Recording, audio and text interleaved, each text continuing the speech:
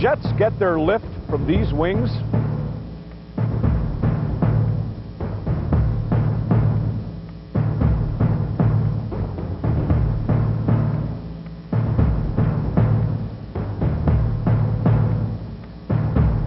And Flames burn with the Hawks Alberta bound, holding a 2-game lead.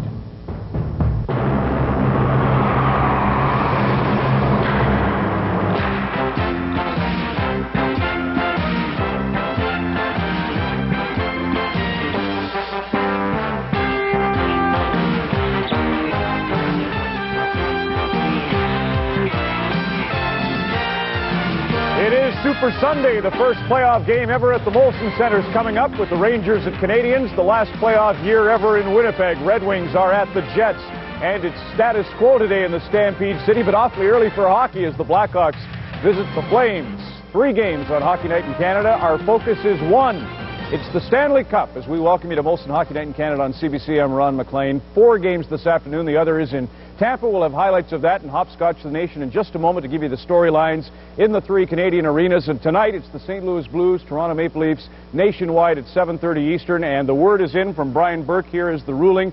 The National Hockey League has suspended Nick Kypreos of the Toronto Maple Leafs for 1 game as the result of the incident Thursday night at Maple Leaf Gardens in Toronto. As you may know by now, Kypreos was positioned on the doorstep when Chris Pronger checked Kypreos into Grant Fuhr, and that led Brian Burke to investigate. He listened to John D'Amico and Brian Lewis, rendered his verdict this afternoon. He says there's no dispute that this incident wouldn't have occurred had Pronger not cross-checked him, but he went on to say that there was a problem. It was clear from the videotape, and you're getting a look at it right now, as there's Pronger and Kypreos coming into this collision. Kypreos goes down. Brian Burke feels it's clear from this that Kypreos had the opportunity to avoid the collision with Mr. Fuhr, but instead chose not to. I'm satisfied that Kypreos did not intend to injure the goaltender by his actions. And here's the biggest news of all. Kypreos won't be on skates, but Grant Fuhr was this morning. You'd expect to see his knee on ice, but not like this. There's Grant at 9:15 today in St. Louis. Is this Mike Keenan's hijinks? Scott Oak has interviewed Grant Fuhr, and we will show you that as we move along this afternoon. Well, first up, let's go to the Molson Centre in Montreal. The Rangers in a desperate hole. Haven't won in Montreal in 21 trips. Can they do it today in Game 3? Here's Dick Irvin and Greg Millen. Gentlemen. Well, Ron, it's noisy in the background. Home sweet home for the Canadians. Or will it be? Certainly wasn't that way for the Rangers in New York. And in recent weeks, the Canadians have been better road warriors than they have been homestanders. Nevertheless, Greg, they're up 2-0 in the series. That's right, but the roles have changed here a little bit in Montreal the last few days. Suddenly, for the first time this season, the Montreal Canadiens are favorites. Can they handle this young Montreal team, the pressure of being favorites here in Montreal in this new Molson Centre before their home fans? You know, the Molson Centre hasn't been too kind. In fact, one of the French language dailies yesterday said the biggest enemy the Canadians have in this series might be the Molson Centre. Time will tell. Ron? That'll be a dandy. Viewers, Ontario East, you'll see the Rangers and the Canadians collide. The last time Winnipeg Jets will play their playoffs is this year in Winnipeg. The first time they won a series, Brian Hayward was in goal, and he's with Don Whitman. Fellas. Thanks, Ron. Hi, everybody. The major story this afternoon, Mike Vernon has replaced Chris Osgood in goal for the Red Wings. Some would have us believe, Brian, that Osgood has suffered an abdominal strain. I think this was Scotty Bowman's plan all along. Well, you know what? It was certainly a pretty convenient injury. Certainly they won't get hurt by having the veteran Mike Vernon in goal. They got to deal with the C and white. Detroit is looking awfully good, and one of the problems that the Winnipeg Jets have is how to deal with those offensive defensemen. Look at the number of shots generated by Coffey and Lidstrom. Contrast that with the big line of the Winnipeg Jets, only 10 shots so far. Terry Simpson makes it adjusted. Alexei Zhamnov replaces Craig Janney on the big line. And you know, I always thought that Chicago Stadium was the noisiest building I'd ever been in. This would outdo it, I'm sure. Ron? God love him. Is that unbelievable or what? Winnipeg Arena. Can't beat it. Jets, and you'll see that in Saskatchewan, Manitoba, and Windsor. Jets, Detroit. And the game that goes to Alberta and British Columbia is at the Canadian Airlines Saddledome, where Jim Poplinski joins Ken Daniels. Ken? Well, Ron, the first 2 games of this series, it was a clear sign the Calgary Flames were in trouble. This afternoon, maybe it's a signing that will help, because in the lineup this afternoon for the Calgary Flames will be this man, Jerome Iginla, whose team from Kamloops just lost last night to Spokane. He won't be 19.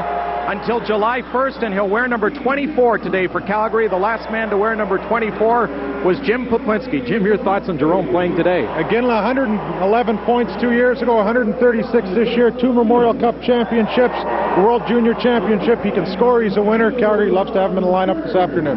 Well, the bottom line is Calgary has to score goals. Trevor Kidd and Ed Belfour, a couple of Manitoba kids, the goaltenders. Ron?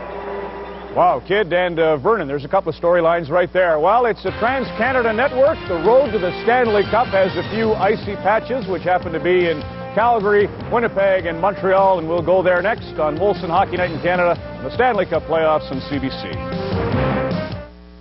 I'm Jim McKay with another update from the 2020 Global Games. Little Jacqueline Keller captured the goal today on the highly uneven bars, while Austria's gentle giant Milos dominated the one-ton power lift. The highlight of the day so far was the record-breaking 300-meter dolphin relay. The world of sports is ever evolving, but athletes of today can choose All Sport Body Quencher for fluid replacement, unsurpassed taste, thirst-quenching flavors. Coming up later, the graduated hurdles. Hi, I'm Peter Jordan on a special It's a Living. It's showtime! It's Hockey Night in Disneyland. And where did Disney go to produce their hockey games? Why, to these two Winnipeg women. Tomorrow on 24 Hours. When morning breaks, there are new stories to be told and issues to understand. Only one radio program delivers the news and more you need when you wake up. Information Radio 990. Miss a morning, miss a lot. One of those common questions at Stanley Cup playoff time is that the real Stanley Cup? Well, the top bowl was put away in 1969. The original had become too brittle and frail. It's under glass at the Hockey Hall of Fame in Toronto, but the new bowl and the original base will be presented later this spring as we continue our coverage of the 96 playoffs. Is that a riveting story or what? Riveting, and I don't know if that's truth or rumor. I don't know, but I spread the same one in Montreal moments ago. Listen, the Winnipeg Jets have their work cut out. Do you think there's any chance Detroit will be complacent going in, Kelly? No, there's no signs of complacency in Detroit. When you lose 6 of your last 60 games in the regular season, you don't have to worry about that. And with Scotty Bowman as coach, he's not going to allow it. The great thing about Scotty is he knows that he has so many weapons. He's just going to roll the lines like we've seen game after game for Detroit this season. You throw out Fedorov, then you throw out Larionov, you have Draper's line, you have the strongest D in the league, you have great depth in goal.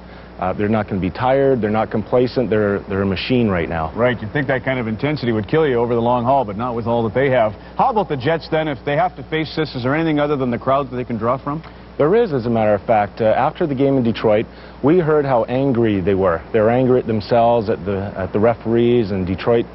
So what do? They take that anger and they channel it in a positive direction. You get out there, you go, you know what? I'm better than this. I'm going to go play better. My teammates are better. We're all going to play better. Now, you're not going to take that energy and you're not going to take bad penalties, but you're going to play better and you're going to play for the fans. Winnipeg Jets have got to have an air about them, but not an error about them. And that's the problem they feel they had in games 1 and 2, as we hear in this report now from Mark Lee.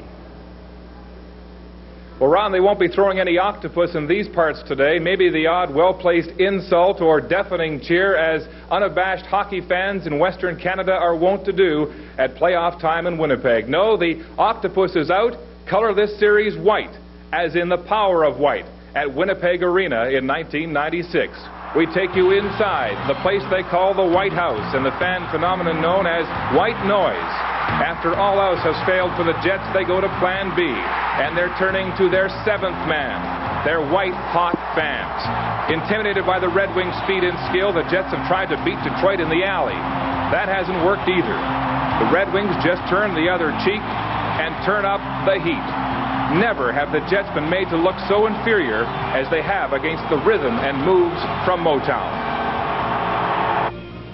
Well, I think as a hockey club that we have to find something to build on. The first 2 games have been pretty humbling. We know Detroit's a great hockey club and they're very well coached. Everybody knows about Scotty Bowman, but you know, we're in this thing together, and there's no reason pouting or keeping your head down low. And we have to believe in one another. We've been a successful hockey team this year, and we need something to build on, and we need some confidence quickly. And we got to find a way to score some goals, and we can't make any mistakes against this hockey club. So it was just kind of a reinforcement from player to coach, coach to player, and you know, let's try to get this thing done because it's still a long series.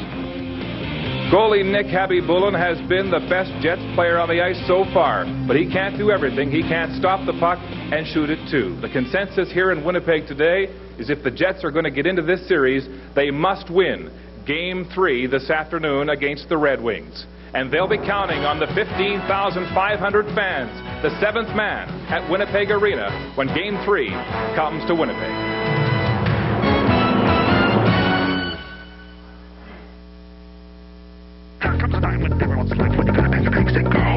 Roaming around your worldly experiences, exploring an unpublished map you have inside, winding up making yourself at home, and when in Rome, you know.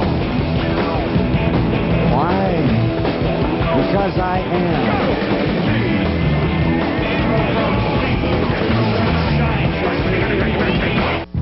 The job was to build a tough truck. So we put the new F-150 through hard labor and came up with features that work. The only super cab with a standard third door. The only 60/40 split rear bench. More footroom, more headroom, and the only standard dual airbags in its class. We figure if it can handle the punishment from 9 to 5, it should work just fine on weekends. The all-new 1997 Ford F-150. Strength after strength after strength.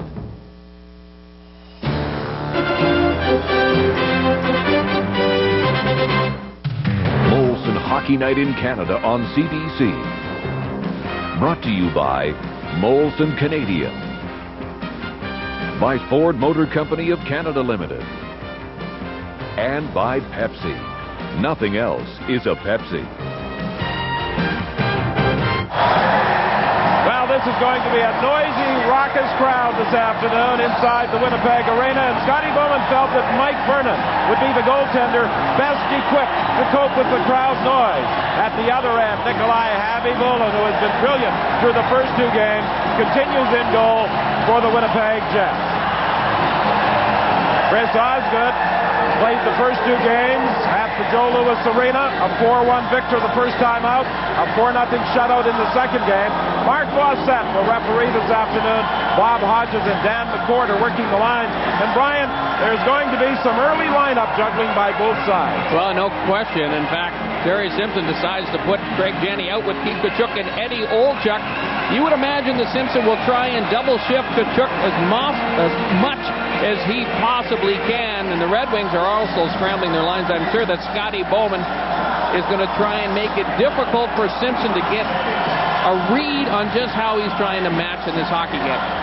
One of the concerns early is that all of the lighting has not yet come on inside the Winnipeg Arena. They had a laser show to introduce the Winnipeg Jets and get the fans involved in this afternoon's hockey game, and they had to turn out the regular ice lights. And as a result, it takes a little time for those lights to come on. And that's what Mark Bossett is explaining over at the two benches. And you saw Scotty Bowman and now Terry Simpson looking up at the lights, and now they understand why the delay. You get the feeling that Terry Simpson just wants to drop the puck. Scotty Bowman, you go back to the last couple of games in Detroit, he made a big issue about a black curtain around a huge octopus that was hung from the ceiling because it cast shadows on the ice. Obvious. It's a pretty big concern for Bowman, as it is for his goalkeeper as well. Let's take a look at the changes in tonight's lineup. Dino Ciccarelli takes the place of Kirk Mulpey on the right side on the fourth line, and of course he will become a huge factor for the Red Wings on the power play unit. Defensively, Mark Bergevin steps in. Bob Rouse is out. Bergevin, for the better part of the regular season, was Paul Coffey's regular defense partner. For the Winnipeg Jets, a couple of changes as well. Terry Simpson trying to find a way to get his team motivated.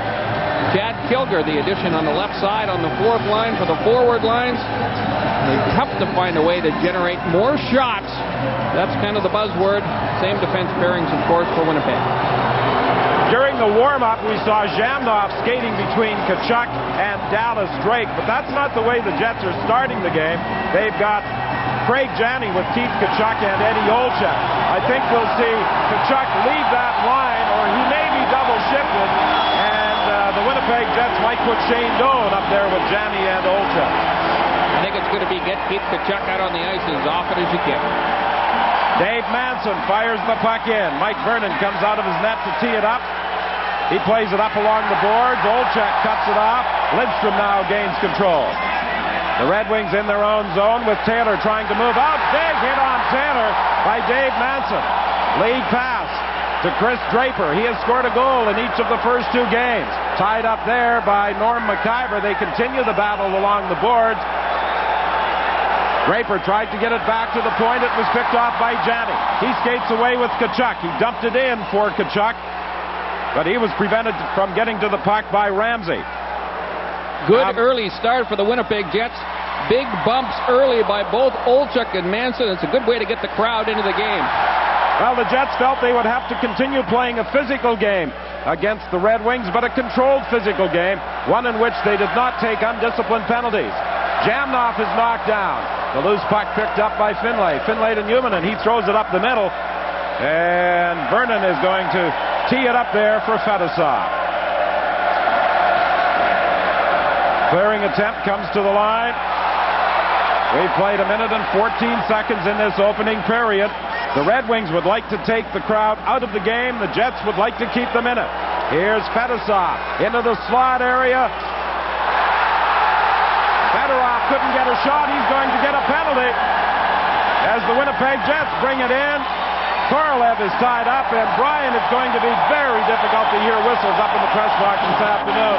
But the first penalty call of the game has been made. Not much question about that. And the Jets get the break they're looking for is an early penalty against the Red Wings. Sergei Fedorov. It'll be a slashing penalty against Fedorov. You see him over there in the box. You know, a big part of this series to date has been the ineffectiveness of that Winnipeg power play. Now they get a chance to redeem themselves early. Fedorov clearly upset with the special attention given to him by Dallas Drake, and he got the stick up high, gets the 2-minute high sticking penalty. We talked about that Winnipeg power play. 0 for 11 so far in the series, and keep in mind they've given up 2 shorthanded goals, so they're net a -2. They need to get production from the special teams if they're going to win this game. The penalty killing actually has been pretty good for Winnipeg. The Red Wing penalty killing on the road, not quite as good as at home, but only marginally different, 88% as opposed to 91%.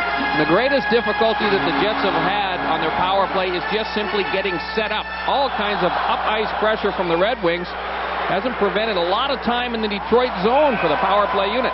And this is something that Terry Simpson talked about. He felt that his team would have to direct more shots at the Red Wing net.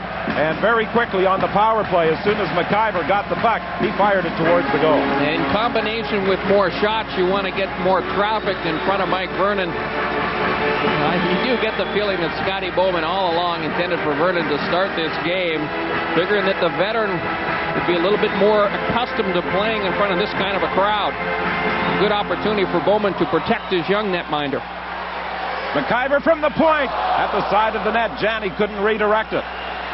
Now the Red Wings bring it out. Remember, they got 2 shorthanded goals in Game 2. One by Paul Coffey, the other by Doug Brown. Now the Jets trying to get something going with the man advantage. The first power play of the hockey game. Fedorov still has 1:29 remaining in his sentence. Jamnoff brings it in, but it's offside. The play was broken up at the blue line, and Konstantinov is suggesting that the faceoff should go all the way down the ice, but Fawcett says just outside the Red Wing line. It's a good look at Bad Vlad, or Vlad the Impaler, if you want to call him that. The one thing that Konstantinov has been able to do is distract the attention of Keith Tkachuk in this series. Here's that last opportunity. Look at Craig Janney. He sets up, provides the screen. Unfortunately, he took too big a piece out of that point shot coming in. You might see an awful lot more of that from Winnipeg tonight. McIver just throws that puck towards the net. Tkachuk had suggested that Konstantinov was missing a couple of essential body parts. After Game 2, Dallas Drake was also less than complimentary about the play of Konstantinov. But Konstantinov has been a problem for the Winnipeg Jets, and he has certainly thrown them off their game. Now back after the puck goes McIver. And the Jets have to refocus if they're going to have any success in this third game. McIver almost got mixed up with Tverdovsky, who now gets the puck. Only 52 seconds remaining in the penalty to Fedorov, and the Jets, against the forechecking of Larionov, having all sorts of problems getting out of their own zone. fired in now for Janney. He bumps with Primo. The puck comes to the line, cut off by Manson. It's ringed around the board. Stapleton tried to play it. He was beaten to it, and it's fired down the ice by Konstantinov. The Red Wing penalty killing unit again. They just pressure that puck all over the ice. And the Jets really need to put a couple of passing sequences together in order to buy themselves some time. Otherwise, the puck handler, second he gets that puck, there's a red jersey just feet away from him. A race for the puck, and Tverdovsky and Draper were battling for it. Draper manages to tie it up along the boards. He gets it into skates, and he's done a very effective job in controlling the puck deep in Winnipeg territory on more than one occasion. The Red Wings back at full strength. Stapleton runs into a check at center ice. Pass attempted from Korolev to Olczyk was cut off, and back at the net, Vernon tees it up.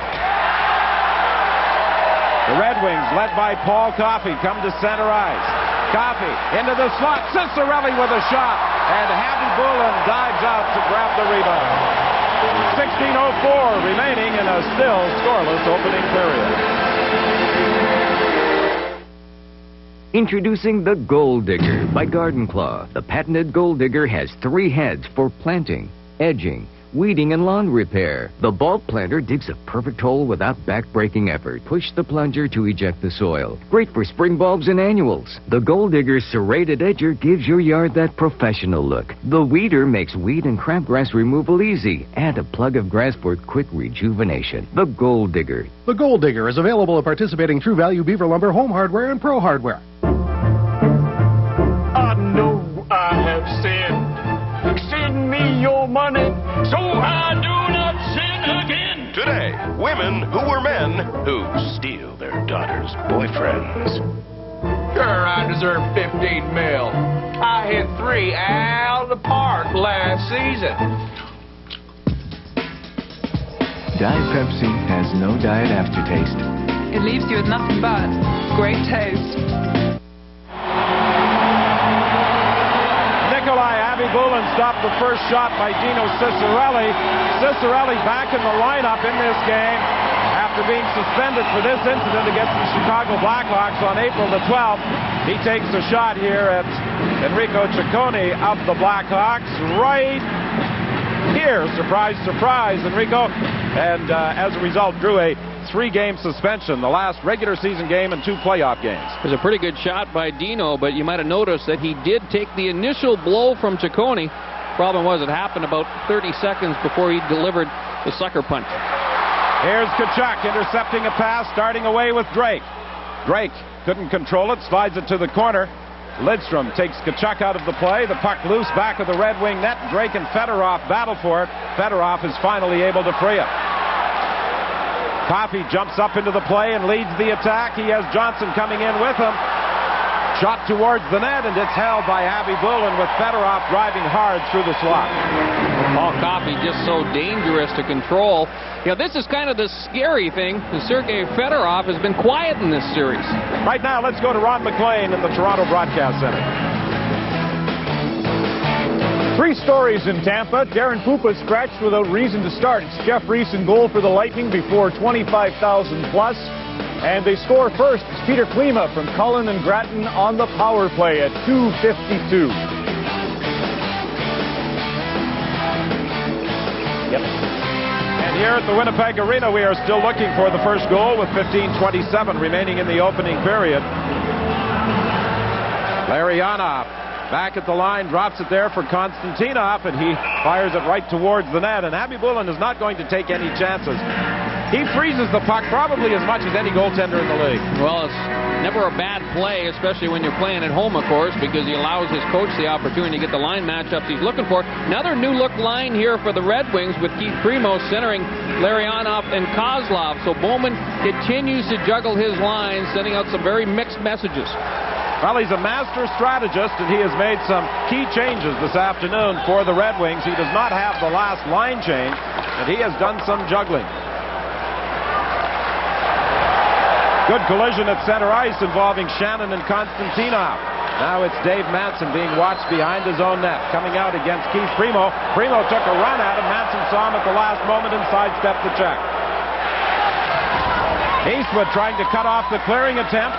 Eastwood plays it behind his back, but it's a Red Wing player who comes up with the puck, and now some pretty passing as Primo comes in across the line. He drops it for Fedosov. He tried to get it back to Primo, and it was broken up by the Winnipeg Jets. Shannon starts back. Good action in this opening period. Not a lot of quality scoring opportunities, but both teams have taken the puck end to end in the first 6 minutes. Here's Larionov now. McIver has lost his stick. Here's the shot by Larionov, and the Jets will now get an opportunity for McIver to get to the bench as the puck is fired down the ice. Some brilliant play at both ends of the ice. What a save by Habby Bulin. When you least expect Igor Larionov to pass the puck, he always seems to find a man in the middle open. And that time, he was able to get that puck back onto the stick from Slava Kozlov, and Habby Bulin just robbed him. Habby Bulin and Larionov could be teammates on the Russian team in the World Cup if they solve many of the political problems that exist. You rode to the rink today with Larionov. I jumped in a cab with Igor, and he was telling me some pretty interesting things. Here's that last Red Wing opportunity. We'll get to those in a second. Kozlov to Larionov. You expect him to shoot? No, he dishes it back to the player in the center of the ice. And look at Habby Bulin. Almost pulled himself out of position. Still has that tremendous athletic ability to get back and make the stop. Here's Airy moving in. Airy with the shot and the save by Habby Bulin. You know, what Igor was telling me about the World Cup was that, basically they're lobbying for a different coach. Of course, it's well documented that he doesn't like Viktor Tikhonov an awful lot. As well, they want a different medical staff taking care of the players, and there's a huge issue surrounding the team as to where they will conduct their training camp. As it stands right now, they're talking about an hour out of Moscow. Igor was telling me in a facility that only has one phone. You contrast that with the Canadian team, who will have their camp in Whistler, and the American team will likely be in Colorado Springs. You get an idea that the Russian players have a valid point and plenty of concerns to resolve. Well, with only one phone, nobody would be bothering you. Here comes Janney through the neutral zone. He dumps it to the corner. Going back after it is Paul Coffey. He leaves it there. Tkachuk was unable to cut it off, and the Red Wings are able to get it up to center ice, but it's intercepted by Dallas Drake, and he'll dump it right back in. 13:40 remaining in the opening period. Still scoreless here at the Winnipeg Arena as Tkachuk stole it from Coffey, got a good shot away, and now Drake steers it wide. Paul Coffey checked in his own zone, and Keith Tkachuk had a good scoring opportunity. Now it's Coffey centering it for McCarty, and McCarty was tied up neatly and couldn't get his stick on it. You know, that body checking in the Winnipeg Jets early in this hockey game is already paying dividends. Detroit not as confident when they are handling the puck back at the blue line. The rookie Chad Kilger playing for the first time dumps it to the corner. Back after it in the neutral zone is Teppo Numminen. 12:57 remaining in the first period. Chris King, the captain, dumps it to the corner. Kilger is after Ramsey and takes him in hard against the boards. And the fans respond to every hit dished out by the team wearing white. And part of the reason that Terry Simpson wanted Chad Kilger in the lineup, he's a big youngster and he's got pretty good wheels. He will get himself into position to lay on the hit. Ramsey in across the line with Taylor, who was way offside, with 12:29 remaining in a still scoreless opening period. It's no surprise that Canada exports so much when you consider how much Canadians have to offer the world. That's why since 1990, Ford of Canada has invested some $4 billion in this country and its future, so that we can build vehicles right here, not only for the roads of Canada, but also for the roads of the world as well. Ford and Canada, same road, right direction. Here's how I'd describe the Goodyear Infinitrip, if I had the right camera equipment. First, Goodyear revolutionized wet traction with a deep groove Aquatread. Now, Goodyear does it again with a first lifetime tread life warranty. The new all-season Infinitrade. Engineered with high tensile steel belts and the latest molecular compounds, the new Infinitrade is guaranteed to last as long as you own your car. For traction, for tread life, the new Infinitrade. Is it any wonder more people ride on Goodyear? Sick of downsizing? Break away. Meet the companies that don't lay off and make loads of money. This is not rocket science, okay? Tonight on Venture, right after Sunday Report. Vernon tested early in this hockey game. It's the big horse for the Winnipeg Jets. Keith Tkachuk that gets a great opportunity. We talked about the effect that the early hits have had. Well, Paul Coffey coughs up the puck. Tkachuk gets it right in the slot. Terrific save by Vernon. Tkachuk was here 4 hours prior to the game. They need a big night from him. Here are the Game 3 adjustments for Winnipeg. They got to stay out of the box. Got to get some production from the special teams and got to get some pressure on the Detroit defense. I think they've done a pretty good job of doing that so far. Well, Tkachuk could be accused of losing his composure in Game 2, where he took 4 minor penalties, 3 in the second period. Newman takes his man down. It's Johnson trying to get into position, and as he tried to put it off the glass, he put it into the crowd, out of play. And what is Scotty Bowman saying to his players? Well, number one, you got to maintain that speed through the neutral zone. That has been tremendously effective for them. With Javi Bulin playing so well, of course, every coach is going to tell him to get some players in front to screen the goaltender. And, of course, Dino Ciccarelli steps in to the swing of things and replaces Kirk Maltby. I imagine we'll see Dino on that Detroit power play.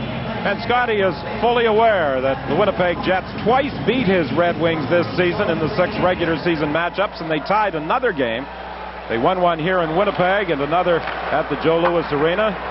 One of only 3 teams to win in the Joe Louis.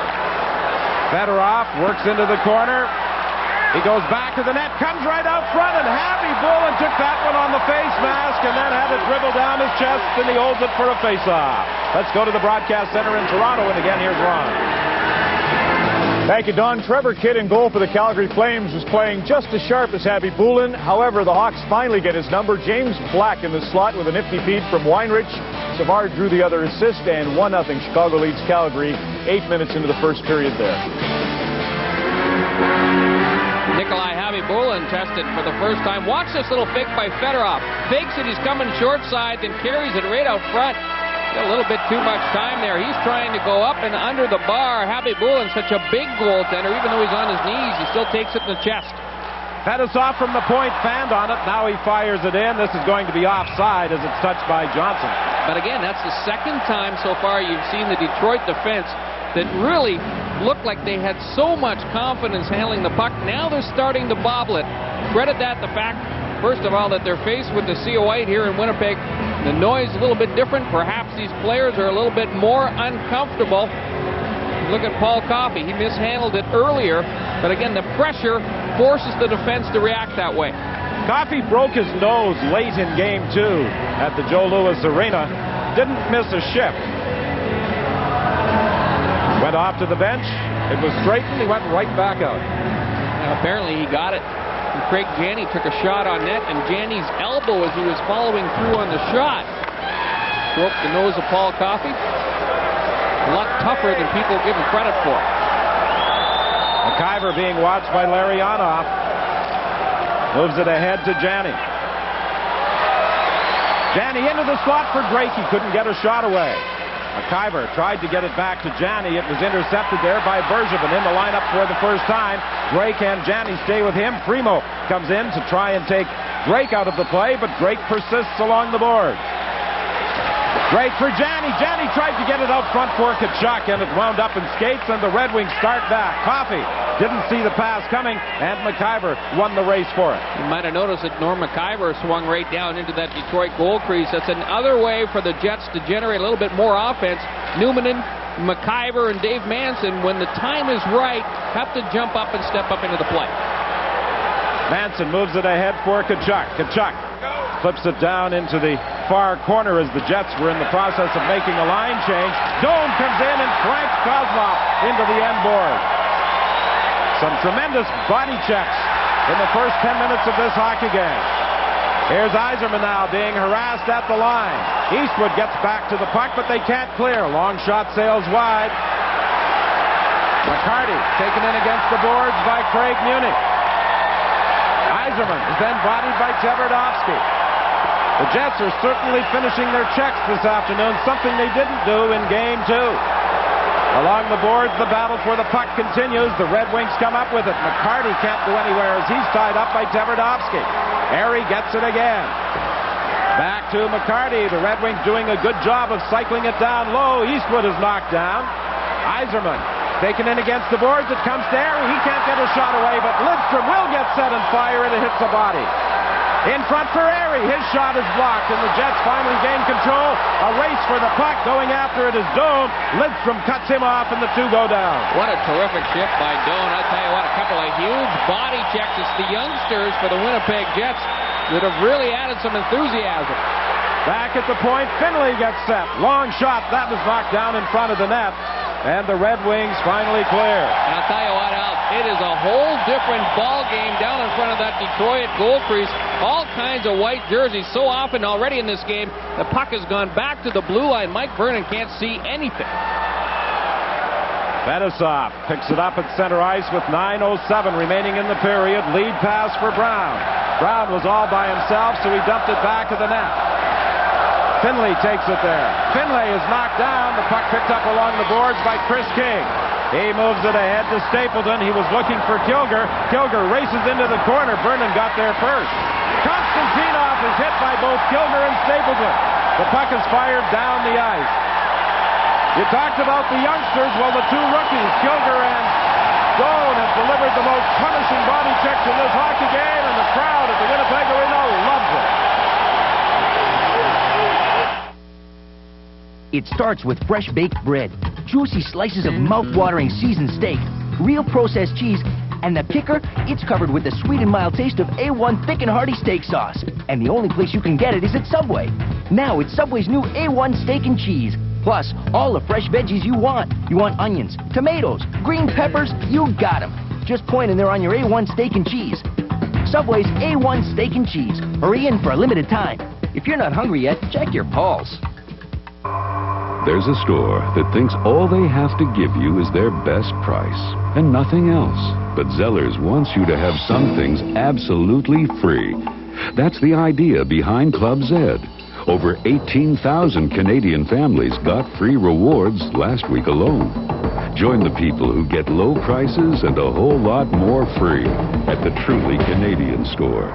Zellers, where the lowest price is the law every day. At the Thunderdome, here's Holler to Joel Otto, who is in. Drewson Leclerc can't play today, but Otto can, as you can see. Scores a second at 10:30 to even the affair there. Still no score here at the Winnipeg Arena, but controlled aggressiveness by the Winnipeg Jets this afternoon as the Red Wings a little back on their heels. Well, it's the old tag team by Kilger and Stapleton. They get a good piece of Konstantinov. Does not seem to bother him in the least, however. Dallas Drake takes the bump from Johnson. Korolev comes in. He's tied up, and Fedorov starts away for the Wings.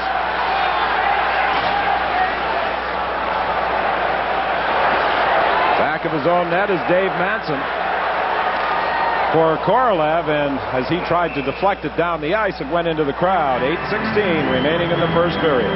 Another one of the Winnipeg players who has to step up and really have a terrific night is Dave Manson. At times, he has looked distracted in this series as well.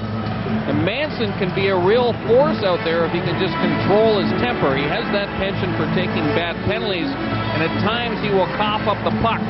Look for the Red Wings to continue to apply the pressure to Dave Manson. A little bit of Dino's handiwork behind the play, making sure that Korolev can't get back into his back-checking role. Another guy that has that ability just to get under your skin is Cicerelli. Very quickly, the Red Wings make a change as McIver fires it in. Jamnov plays it back to the net for Drake. He moved it to Korolev, who was checked, and back comes Kozlov. Kozlov for Fedorov. The Russian unit is out there. The shot flipped towards the net. It went over the goal. Picked up along the boards by Manson. Manson can't get out. Kozlov unable to get past McIver. The puck goes back to the net to Fedorov. Fedorov is checked there by Manson. Manson was knocked down. The puck still back to the Winnipeg net. Fedorov centers it. Here's a quick shot. The puck between the pads of Javi Bulin as Konstantinov let it go. And Javi Bulin was able to find it in time. You know, we just talked about Dave Manson, and I think Manson got nailed with a bad penalty at the end of this whole sequence. What a play by Fedorov, just chipping it back into the zone. Watch how Fedorov recognizes the pressure from McIver, just kind of slips it out, and then again, there's Konstantinov sliding right down into the slot. The Detroit defense, so dangerous. You got to keep an eye on him at the end of that play. Watch what Dave Manson does to Slava Kozlov. There's just no reason for that. You know, if you take a shot at a guy and hit him anywhere near the head, the call is going to be made. Well, Manson got himself in difficulty on this shift as he was unable to clear the puck from his own zone, and perhaps it was a penalty out of frustration more than anything else. You can kind of read into the eyes of Terry Simpson as he tries to establish eye contact with Dave Manson sitting over in the penalty box. I'm sure that there have been numerous discussions along the way between Simpson and Manson, exactly how the coach wants him to behave on the ice in every situation. That time, he kind of puts the Jets in a hole because they have played a terrific first period so far. And the Jets in this series have done a pretty good job of killing penalties. They've allowed the Wings just 2 power play goals on 14 opportunities. Boy, Scotty's even juggling up his power play unit. Back to the line. Coffey for Yzerman. He dumps it to the corner. Muni and Primo bump. They both go down. Yzerman gets it, looking for Coffey at the point.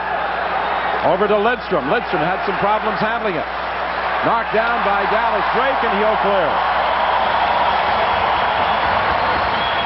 1:37 remaining in the Manson penalty. 7:08 remaining in the first period. No score. Game 3 here at the Winnipeg Arena. The Red Wings winners of the first 2. 4-1 and 4-0. Tverdovsky gets it back to the net. He plays it high off the glass and out. It's kind of interesting to note the ice time that Oleg Tverdovsky has logged on the penalty-killing unit. The one element that he brings to that unit is the ability to skate so well that he can get back and clear those loose pucks out of the defensive zone quickly. Finlay puts it up off the glass and out. The Red Wings are having problems setting up in the Winnipeg zone. 57 seconds remaining in the penalty. Teppo Numminen goes back into his own zone, and he'll have time to clear. You know, one of the things Detroit had been able to do in this series was to penetrate the offensive zone with possession on the power play unit. The Jets are doing a good job of forcing them to dump it in. 9-4, the shots on goal favoring the Red Wings.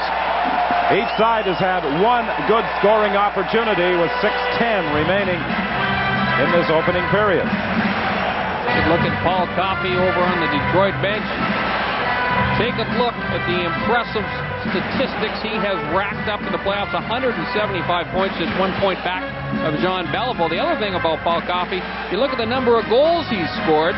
He's only one behind Denny Potvin for establishing goals by an NHL defenseman. Good work down low again by that Winnipeg defense. Pretty tough to bring down the big guy, Keith Primo, however. See what Craig Muni does, though? Even though he takes the worst of it, he locks up the arm of Primo and prevents him from immediately jumping back to the front of the goal. That's a smart play by Muni. The interesting thing about the scoring statistics, 4 of the people ahead of Paul Coffey in the standings all have an Edmonton Oiler connection. Back to Konstantinov. He winds up and fires wide. That was a good shot by Konstantinov. That went wide. Here it's picked off by Larionov. Behind his back, Konstantinov with a shot at the side of the net. They jam away at it. It comes back to the line. Fetisov was able to keep it onside, but now the Jets get it out. The clearing attempt, though, hit the linesman. Back comes Fedorov to Larionov. Larionov looks towards the net. Cicerelli in front of Javi Bulin, a familiar position. And they have a difficult time trying to move Cicerelli. Mike Stapleton now gets the puck, finds some skating room. The Jets at full strength. It's pushed ahead to Manson. Manson tried to center it, nobody in position. Stapleton and Konstantinov do some pushing back of the play. Here's Fedorov firing it in as the Jets go back after it in their own zone. The Red Wings make a line change. Well, the Red Wings come close, and the Jets get a little bit of a break. And we've talked about that as well, Don. They need the breaks to have a chance of winning this series. They haven't got too many so far. Here comes Coffey. Quick shot. He can fire on the fly as well as anybody in the league, and he tried to fool Javi Bulin cutting in from the right side. Now Eastwood works in against Coffey going after the loose puck. Coffey tries to tie him up. The puck comes free to Taylor. He can't do anything with it. Eastwood stays in there, but Coffey will attempt to come out the other side. Coffey pushed it ahead to Chris Draper. Doan stays in there with some aggressive forechecking. Coffey gets it again. Eastwood is quickly on him, forcing Coffey to ring it around the boards. He got it out of the zone. It's knocked back in and picked up by Brown. It's just been an incredible difference in how the Jets have been able to forecheck the Red Wings defense so far in this hockey game. Yzerman against McIver. He's tied up. Manson moves the puck ahead to Olczyk, who breaks out with Tkachuk and Janney. Tkachuk goes after his own backhand behind the net for Olczyk. Olczyk trying to move out front. He's checked. Janney has it. Janney for Tkachuk. He scores!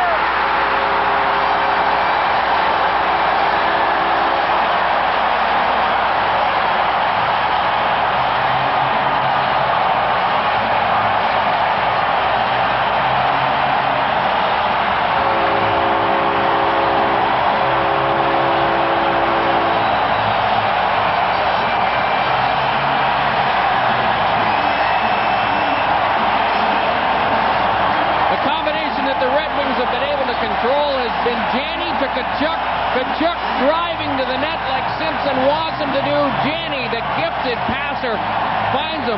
Look at Tkachuk isolated here with Mike Ramsey. Gets the whole little tug on Ramsey's stick that allows him to free up the blade of his own hockey stick. That's a very intelligent play by Keith Tkachuk, and what a pass by Greg Janney. Well, Janney and Tkachuk meshed the second game that they played together as Winnipeg Jets following the trade from San Jose. And with Drake in the line, they had 48 points in 8 games. But of late, that unit has been in a bit of a tailspin. They haven't been able to generate any offense, but they certainly combined neatly there to give the Jets the first goal of the hockey game. Tkachuk from Janney and Olczyk at 16:03, the official on the Winnipeg goal.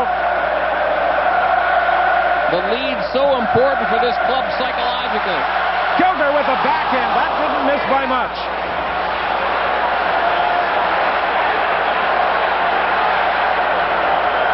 Jeff Finlay knocks it down at his own blue line. Tried to flip it ahead for Stapleton. It was too far for him. The Red Wings trying to make some quick line adjustments in this opening period as Scotty Bowman changes his personnel. And the fans are into it. They are now working on Mike Vernon, trying to throw him off his game. But I don't think it'll affect him. Here's Larionov cutting into the slot, firing it wide. Jamnov trying to work away from him, and he succeeds.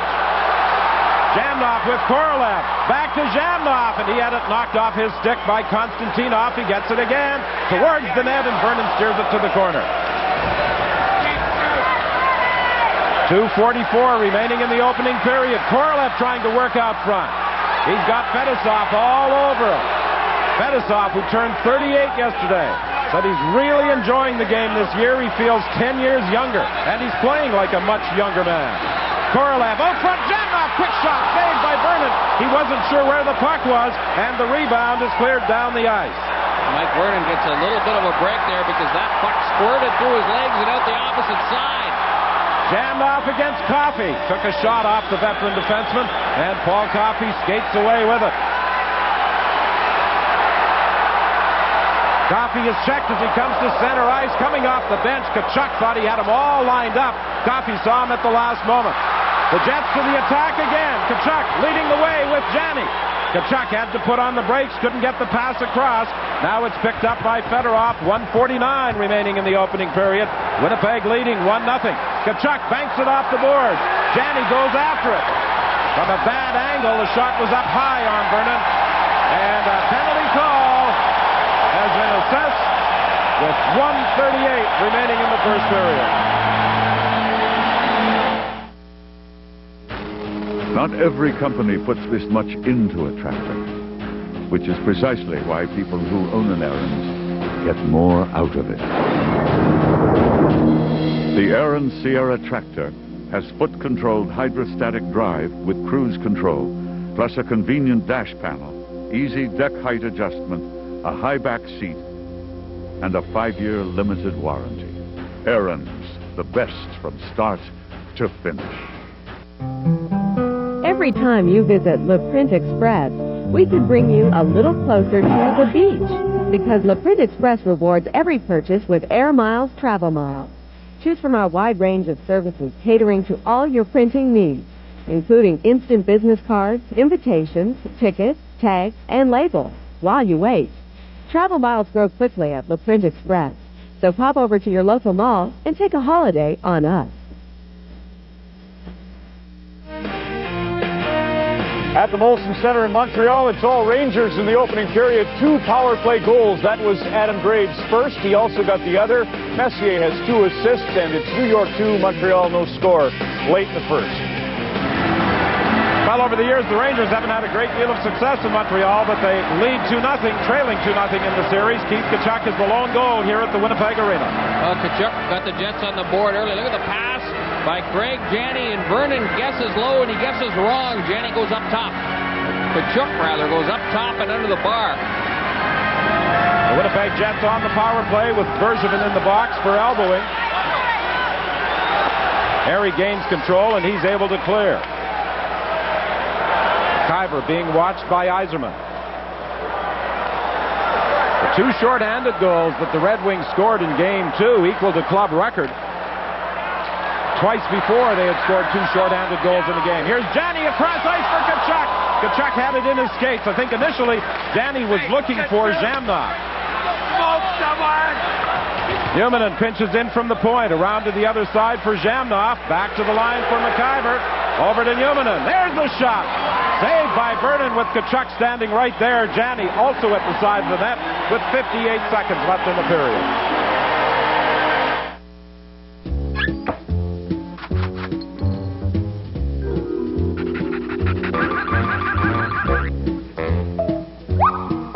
Interact Direct Payment is now available just about everywhere.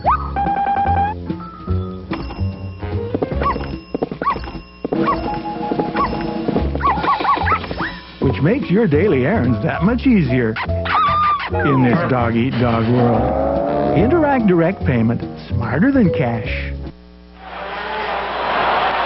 Play just underway, a lead pass for Fedorov. Tverdovsky trying to cut him off.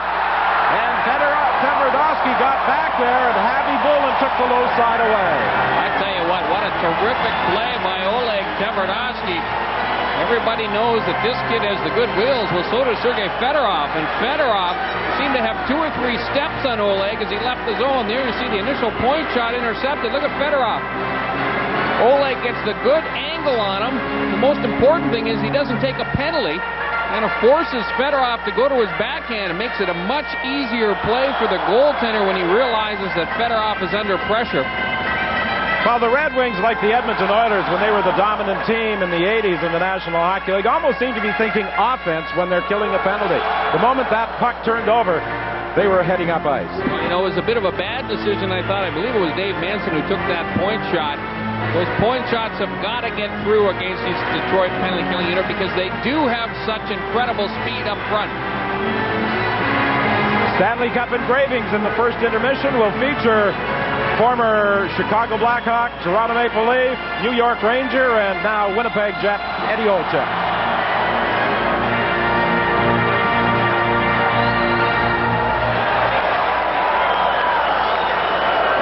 Fedorov watches McIver back of his own net.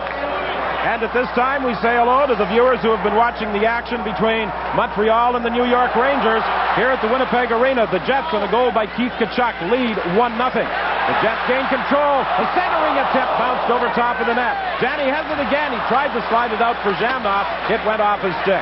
The Jets on the power play. Zamnov feeding the point. Moves it across now. McIver with a shot at the side of the net. Janney couldn't redirect it. Janney gets it back to the line to Newman. Newman for Janney. Out front looking for Tkachuk, and Mike Vernon is able to smother it.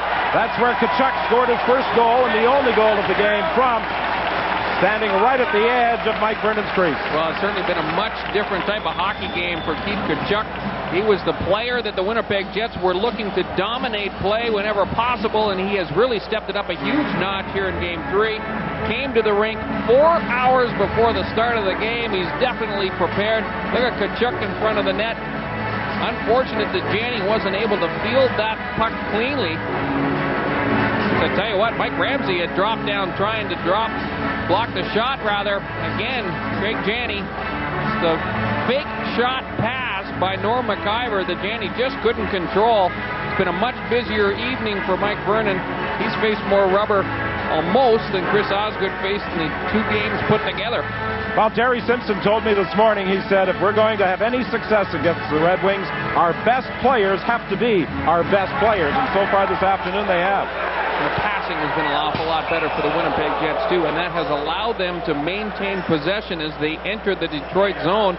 When that happens, just naturally you would expect the club to generate a lot more offense, and Simpson must feel an awful lot better about the style of game that his club is playing.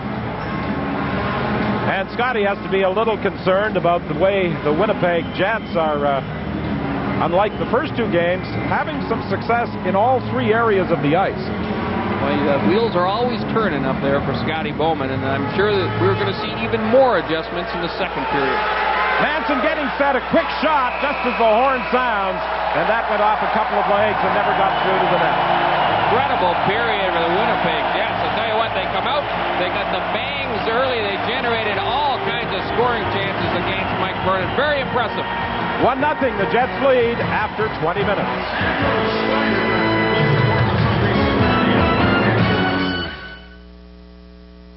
One year with Sprint Canada can save you hundreds of long-distance dollars. I saved enough calling England to fly to England. Sprint Canada's the most savings plan has the best monthly savings. Guaranteed. The most for the least saves us enough for a summer home. Time for one more. I had a calling plan, but I never saved like this. Get the most for the least. Call Sprint Canada today. Call 1-800-THE-MOST for details now. Canada is the story of a country. Good evening. More and each night, the story unfolds anew. Very difficult debate. And on our magazine. In the expression of ideas. The sense of home. With more on the story, we go to Calgary. In the experience of people. The people of Yarmouth argue. In the place we call home. CBC News. St. John. Quebec City. Ottawa. Edmonton. Vancouver. Peter Mansbridge and Hannah Gartner.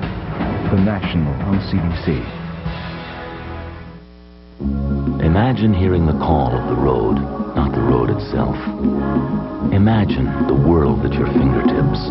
Imagine an automobile so precisely engineered, it feels as if it were formed from a single piece of steel. Imagine a choice of sedan or wagon for the same price. Introducing the all-new 1996 Mercury Sable. Could you imagine anything better? Imagine yourself in a Mercury. It starts with fresh baked bread, juicy slices of mouth-watering seasoned steak, real processed cheese, and the kicker, it's covered with the sweet and mild taste of A1 thick and hearty steak sauce. And the only place you can get it is at Subway. Now it's Subway's new A1 steak and cheese. Plus, all the fresh veggies you want. You want onions, tomatoes, green peppers, you got them. Just point and they're on your A1 steak and cheese. Subway's A1 steak and cheese. Hurry in for a limited time. If you're not hungry yet, check your pulse. The people of Northwest Airlines are very excited about bringing you expanded service between Canada and the world, offering low fares, convenient schedules, and on-time connections from Canada to hundreds of destinations. Plus, Northwest Airlines Connect First program with free first-class upgrades and 1,000 World Perks bonus miles on qualifying round-trip flights. Come aboard, Canada. You'll see, some people just know how to fly. We've just connected the entire nation. This is a wild matinee as we feature 3 games on Hockey Night in Canada at the Molson Centre. The Rangers jump out to a 2-0 lead. It's 2-1 after 1. The Jets have Keith Tkachuk's goal to congratulate themselves in the locker room after a period of play, and Calgary just can't get a break. That's 116 minutes and 37 seconds going in for Belfort, and he adds 20 more to that total as the Blackhawks lead 2-0 at the Canadian Airlines Saddledome. Let's start. First, we do want to show you a couple of goals, Kelly, but a general thought on the fact Darren Poop is out. Must be back spasm. We don't know. Yeah, I think we're all surprised by that. Obviously, he had problems with his back earlier this season, and the spasms can come and go. I've had it years ago, and you just never know. You can do all your medical that you need to, but a bad back is what most people here in the world have to go through on occasion, and you never know when it's going to come up. Well, they got a great start, 2:52 in. Peter Klima puts Tampa on the board, but then they tied. Watch your pen. I'd be like, Don Cherry, move your hand over. Let's go to the one highlight we can show you now that's made it 2-1 late in the period. Trent Klatt scores the goal from Otto and Podine. How about Joel Otto? Wasn't supposed to play, and he's got a pair in this game in terms of points. So it's 2-1 there. Let's move next. The Chicago Blackhawks, as I say, are owning Calgary, and can't explain it, but the first 5 minutes, Trevor Kidd was brilliant. He was outstanding. Again, we keep bringing this fact up. The Calgary goaltenders keep playing great, but they're not getting anything for their efforts, and it's kind of disappointing for them, but they have to stick with the program, and you never know what can happen. It's a long, long road. There's Monty driving to the net, and a pretty feed to Eric Daze, and he does what he does best. That's why he'll likely win the Calder Trophy. You think he's the best rookie this year? There's three great rookies, Daze, Alfredson, and Yakmanev. My three favorites. He had a great start and a great finish. There's the score at the Molson Center, the New York Rangers, 2-1. Graves got them both, and Messier's come to play today. Has he ever? But, you know, the one thing you hate to face when you're playing a team is a desperate team, and that's what the Rangers are. You think Scotty Bowman will be in histrionics over Kachuk holding Ramsey's stick? Wow. Now, this is going to add more fuel to the fire. Winnipeg was upset at all the antics that they thought Detroit was pulling in those first few games.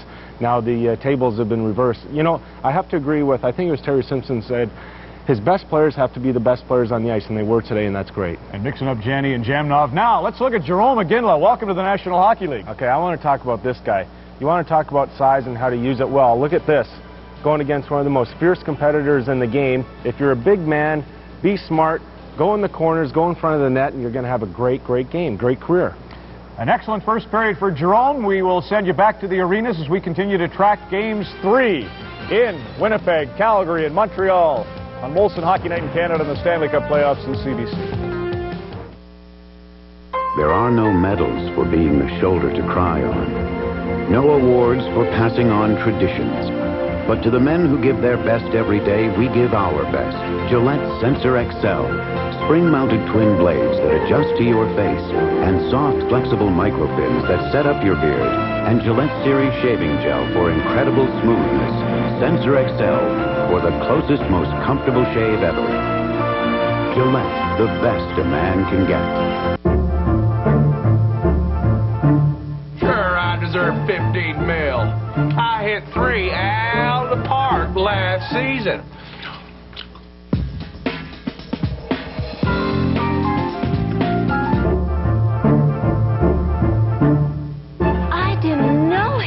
Loaded when I married him.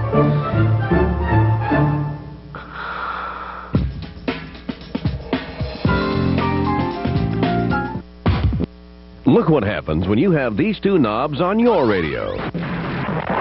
Listen to BJ and Hal, and you could win thousands of dollars in cash. From Power 97. Power! Power 97 has more ways for you to win cash.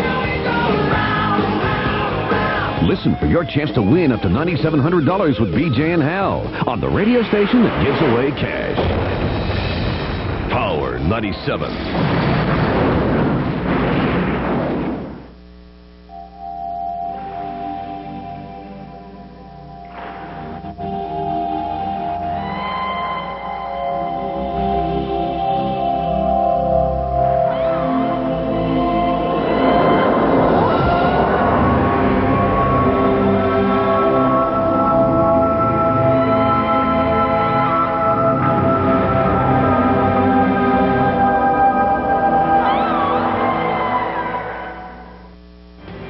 Stanley Cup Engravings.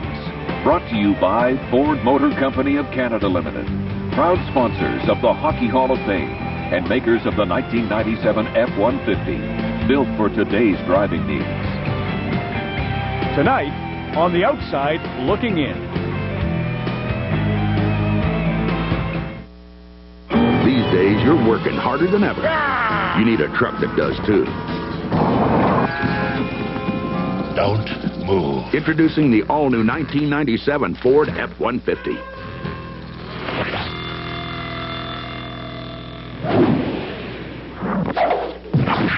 With even more horsepower and torque, and all the legendary strength of an F-Series. Better get to the Grand Canyon before we do. The all-new Ford F-150. The 1993-94 Stanley Cup playoffs hold bittersweet memories for Eddie Olczyk. While his Ranger teammates were defeating Vancouver in 7 games for their first Stanley Cup in 54 years, Olczyk was relegated to the press box, a victim of the numbers game. Under the NHL guidelines, Olczyk's lack of playing time prevented his name from being inscribed on the cup. The Rangers petitioned the league, and shortly thereafter his name was engraved alongside his teammates, despite the fact he played no games in the Stanley Cup Finals. Stanley Cup engravings. Brought to you by Ford Motor Company of Canada Limited, proud sponsors of the Hockey Hall of Fame and makers of the 1997 F-150, built for today's driving needs. Every time you visit LaPrint Express, we can bring you a little closer to the beach. Because LaPrint Express rewards every purchase with Air Miles travel miles. Choose from our wide range of services catering to all your printing needs, including color posters, enlargements, reductions, black and white and color copies, as well as spot color.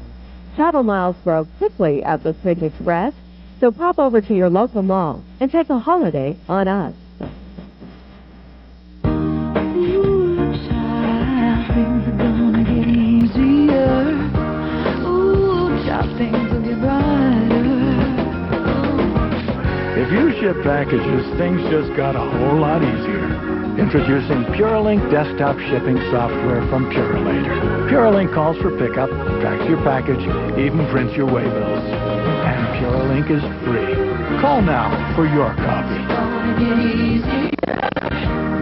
I want you to return to the ring. How much I get? $10 million. The mouth. I was bored in there. It's like fighting my little sister. The muscle. He's gonna smooch with the donkey. The match. The biggest payday in sports history. The money. More than you've ever dreamed of. Pound for pound. Oh, I'm in shape. I'm round. It's the most action you can bet on. $2 on the clean cut fight boy. The Great White Hype. Get the chance of peanut butter pickle ice cream. Starts Friday, May 3rd at theaters everywhere.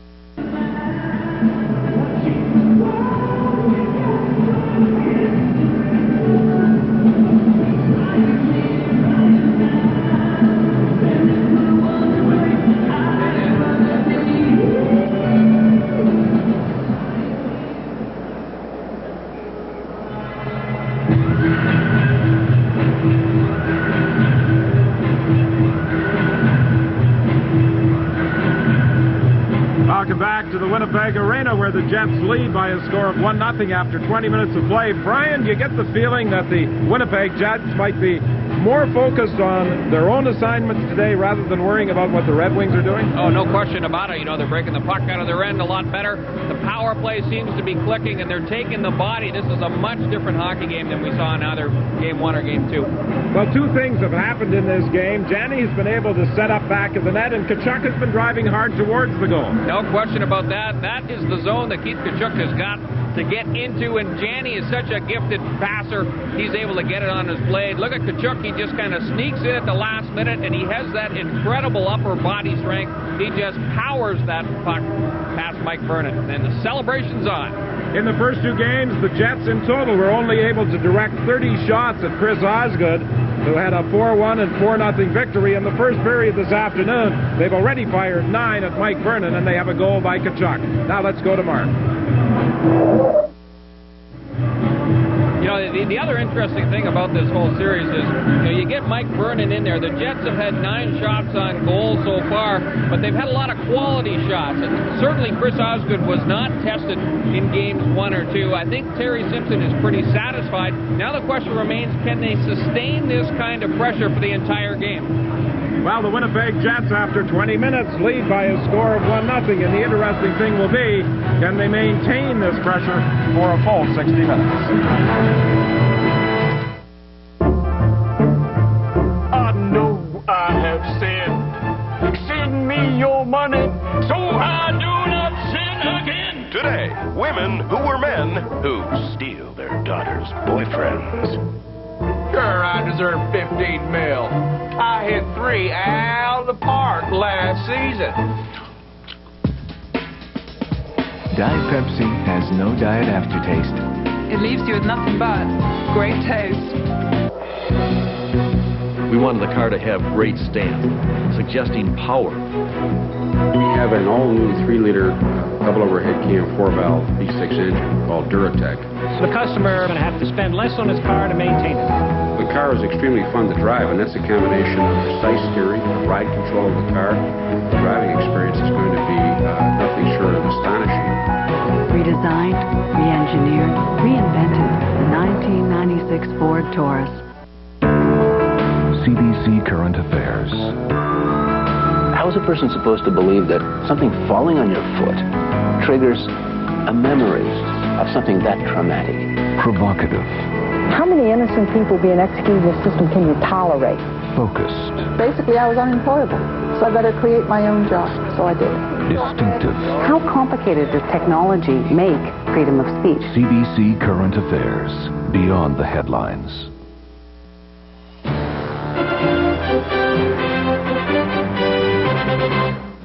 This portion of Molson Hockey Night in Canada on CBC is brought to you by Ford Motor Company of Canada Limited and by Pepsi. Nothing else is a Pepsi.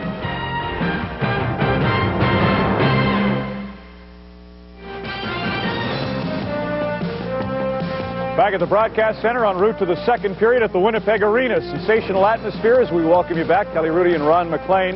You know, Mike Vernon gets the nod tonight, and whatever the reason, looked good in that first period. Did he ever? I love talking about veterans. Can you tell I always bring him up every broadcast? He has to be chomping at the bit. He's sitting on the bench the first 2 games. He sees Osgood let in 1 goal in 2 games. He gets a chance in game 3. What's he going to do? He's going to play great. You know that. He's a competitor. So Tkachuk gets a great chance on him. Vernie stands tall, makes a big save.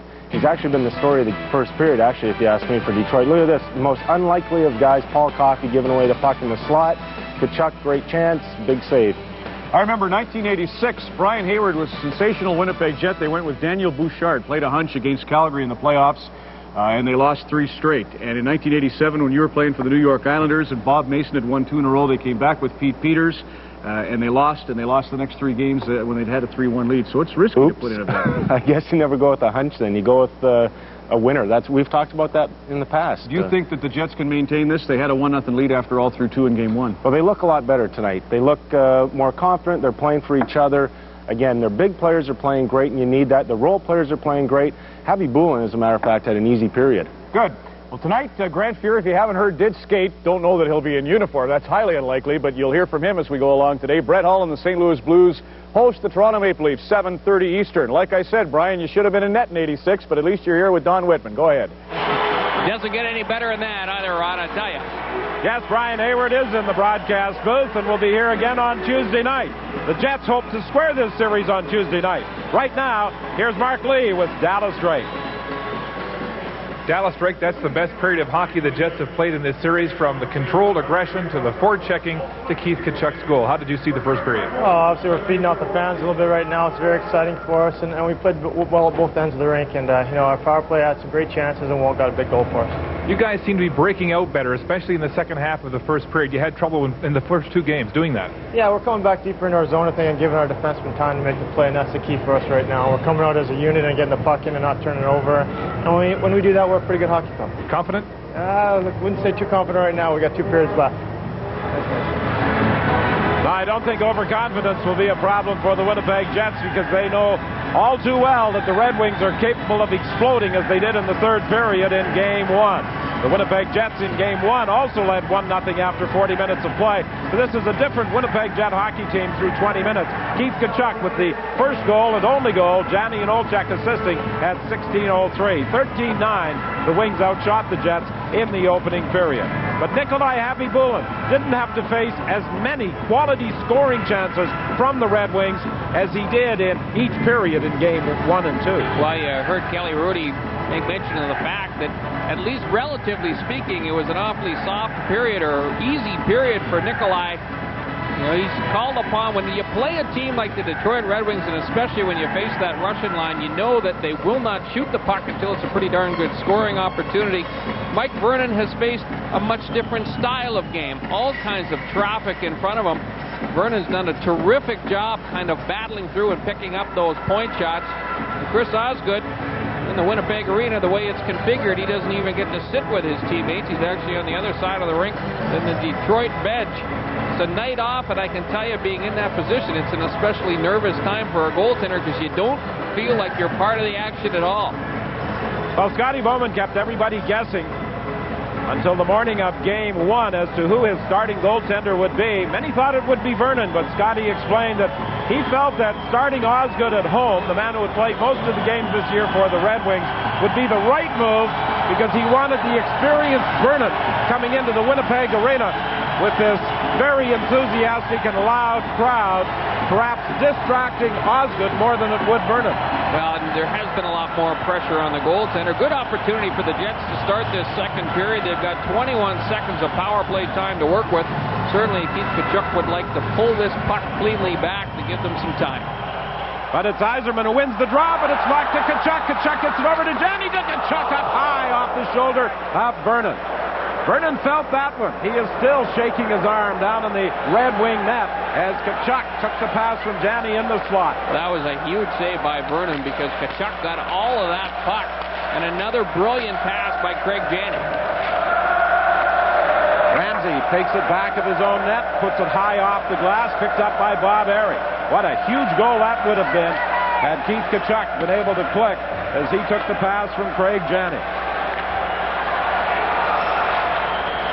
Rather strange the way it developed as well, as Yzerman won the draw and then everybody in the Red Wing zone seemed to collapse. Here's Kozlov looking for Larionov, and it was knocked away from him, and the Jets start back.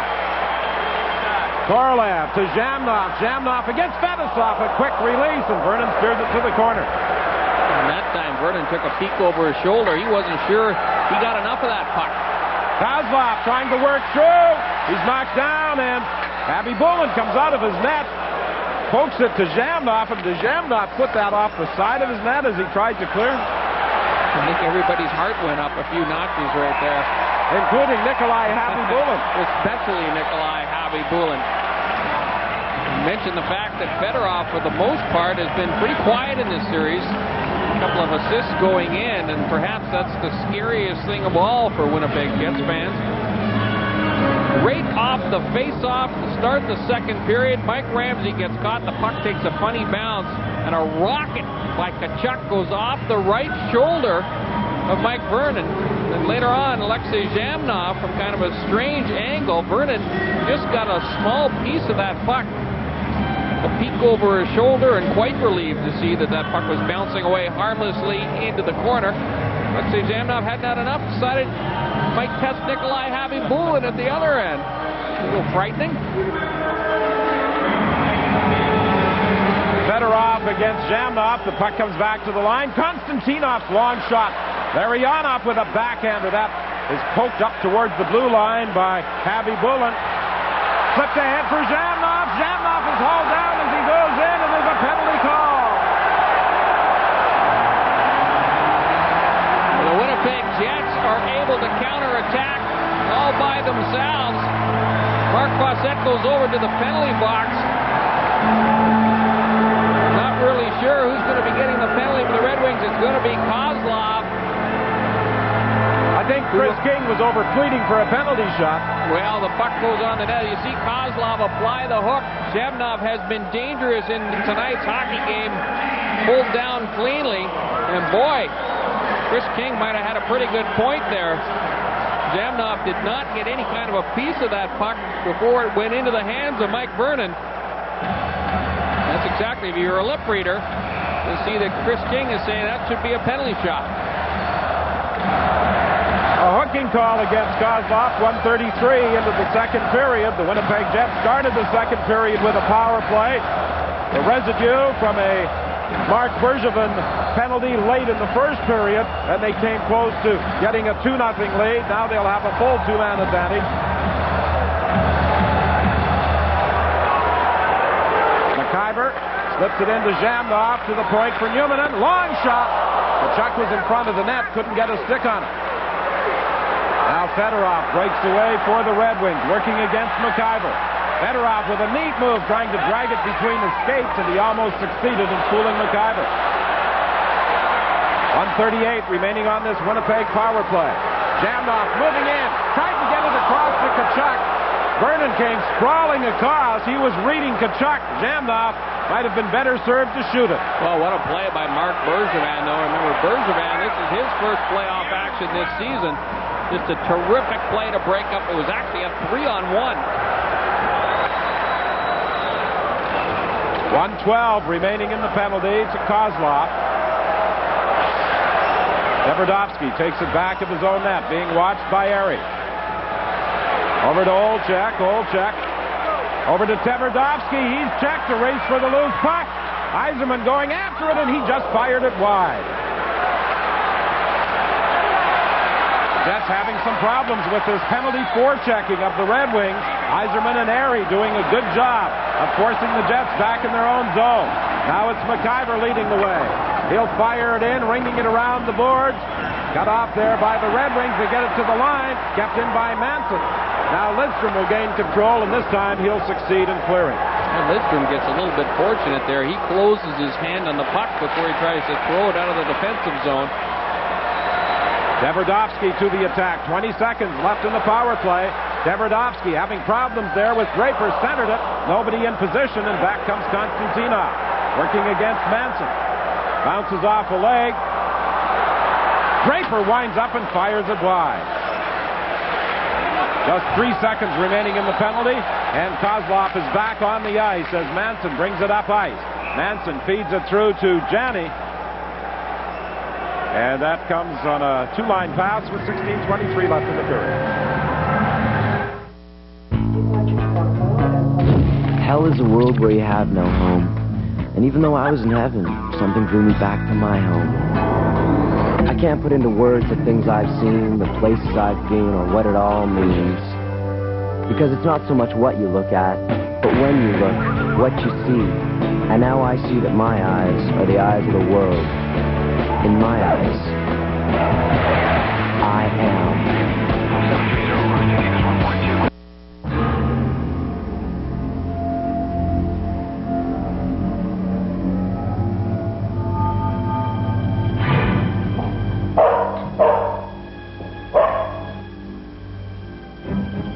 Buying or selling a home can be a tough climb, but a realtor can make it easier.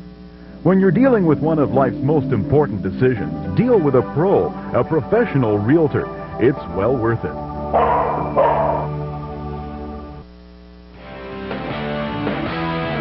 We're back in Winnipeg with a highlight from Calgary, where it's a slaughter now. Eric Weinrich one-times it from Bernie Nichols on the power play. That made it 4-0. Brent Sutter scored after that. 3 goals a minute 25 apart. Kids out, Tabarachi in. Now to Tampa. Pat Falloon from Renberg and Howardchuk on the power play. Rob Zamner, however, responds for the Lightning, so make it 3-2 Philadelphia in the second in Florida, fellas. Here at the Winnipeg Arena, the Jets lead by a score of 1-0. A first period goal by Keith Tkachuk. Tonight on the full CBC network, it will be Toronto at St. Louis. Game 3 of that series, all even at a game apiece. I'm waiting for your prediction. Is Spear going to play in goal? Well, he skated this morning. So obviously he was not hurt as badly as was feared when he went down in Game 2. Nick Kyprios wound up with a 1-game suspension out of it. But Fuhr was skating this morning, and I wouldn't be surprised if he's back in the lineup before the series is over. Not tonight. The interesting thing about that is that the suspension was based on the assumption that Grant Fuhr was out for the season. You know, I thought some of these gentlemen were over in Moscow at that big conference that was taking place, but they found their way to the Winnipeg Arena. Well, this is a very important game after all. It's been a terrific hockey game so far. The intensity level has been sky high. And what we did not see in games 1 and 2 were the number of body checks being thrown by the fellows in the white jerseys. They've done a good job of that. They've got to Paul Coffey. He has been hit more often in this game than he has perhaps in the last 2 or 3 weeks of the regular season and the opening 2 games of this series. Well, there is a belief among some teams in the NHL that you can beat the Red Wings by playing a physical game. The Jets have certainly tried to play a physical game this afternoon, and they've had success. I think Primo ran into one of his own players and in the process put himself offside. A stick went flying in the collision. Well, there's the numbers, that kind of says it all right there. You would not like the chances of the Winnipeg Jets to come back in this series. Since the 7-game format was introduced, though, in 1939, 27 teams have erased a 2-0 deficit to come back. Last year, the Chicago Blackhawks did it after falling behind at home in the first 2 games to Toronto. It can be done, and certainly if the Jets continue to play in the fashion they have in this hockey game, their chances are an awful lot better. Fedorov and Newman go to the corner. The Finnish defenseman wins the battle. Now the puck comes free. Konstantinov with a shot. It doesn't get through. In front of the Winnipeg net, Newman clears it to the boards and puts it over the glass. Out of play. You know, the other thing that Winnipeg has really done a much better job of is when they do get control of the puck in the defensive zone and they're under pressure, they don't hand it back to the Red Wings. We saw that a couple of times in the first 2 hockey games. Now they're flipping it over the glass. It's a courageous play by Finley going down to make the block. But watch what Newman does. Newman gets a hold of that puck. He's just going to flip it right over the glass, out of the middle of the ice. It's something that they did not do early on in this series. I'm sure that's one of the points that Terry Simpson has driven home, especially to the defensive corps. Well, the Winnipeg coaching staff feels that Teppo Newman is one of the most underrated defensemen in the National Hockey League. Well, he has not become a factor so far in this series, and certainly I think Simpson would like him to spend a little bit more time wandering up into the offensive zone when given the opportunity. Oh, there's a big hit by Tkachuk on Ramsey, and Ramsey goes down, and then Tkachuk takes a shot, and Cicerelli goes after Tkachuk. Ramsey is now up, but Tkachuk put a big hit on Ramsey, the veteran defenseman, down in the corner. It's going to be interesting to see how Facette sorts this all out. I think he's going to send Dino Cicerelli as well. Here's the big hit. Tkachuk sends Ramsey right up against the boards. I don't know, is that a penalty? Seems to have the shoulder and the stick down when Ramsey gets hit. It's a good hard hit. Ramsey is shaken up afterwards. You know, Ramsey was a little bit banged up, but I don't think Keith Tkachuk can believe he's getting a penalty here, and I got to agree with him. All that was a nice clean body check. Ramsey's body was not in a situation where it's a dangerous play. Take a look at the body position of Ramsey. His shoulders are against the boards when Tkachuk makes contact with him. Tkachuk, although he does come from a 90-degree angle, the player really isn't in a vulnerable position. I got to disagree with that call by Facette. It's a boarding call against Keith Tkachuk. Tkachuk was complaining about the officiating in Game 2, but this time he did not get the elbows up the way he did on a couple of the calls in Game 2. Well, the thing is, you know, he's such a big, strong guy, much like an Eric Lindros. When he hits somebody, quite often that person really gets, you know, has the potential of being hurt by the play, but it's not because they're not playing within the rules. They're just simply overpowering people. So with Tkachuk off, the Red Wings have the man advantage. Paul Coffey being forced back of his own net by Darren Shannon. Fedorov works his way through center ice. Over to Cicerelli. Larionov in the far wing. Cicerelli gets it over to Larionov. Larionov feeds the point for Coffey. Coffey gets it back to Larionov. Larionov looking for someone in position. Can't find him initially. Gets it back. Tried to go to Fedorov. It was partially blocked. He gets it again. Fedorov comes to the line. Fakes the shot. Goes to the side of the net. Cicerelli to Larionov. Larionov into the slot. Lidstrom feeds it to the corner to Fedorov. Lidstrom again. Fedorov working into position. Gets it over to Larionov in front. He was looking for Fedorov. That give and go almost quick. Now Shannon gets it outside the line. That's a terrific read by the penalty-killing unit. What you do, you call that a good understanding of who you're playing against. The scouting report on Larionov is, of course, he would rather pass than shoot, and the Jets defense do a good job of laying off Larionov and taking away the potential pass receivers. Back to the point to Lidstrom. Directed towards the net. They bang away. Cicerelli had a glorious opportunity, but it bounced over his stick. Now it's Larionov. Cicerelli in front of the net. Coffey from the point. Through traffic, it doesn't get there. Johnson in the corner. Tried to throw it out front. It comes to Lidstrom. He shoots. It's blocked before it gets to the net, and the puck is knocked out to center ice. 16 seconds remaining in the Winnipeg penalty to Keith Tkachuk. Coffey trying to organize one more attack. He lost it in the neutral zone. Now it's Johnson. Moving in. Lets the shot go through traffic. Back of the net. Picked up by Primo. Primo back to the point. Tkachuk is on the ice. There's the shot. It's blocked. And the Winnipeg Jets start out. Lead pass for Tkachuk. And it was behind him. And he couldn't get to it. And it's an icing call against Winnipeg with 12:46 remaining in the second. And the Jets in front by one.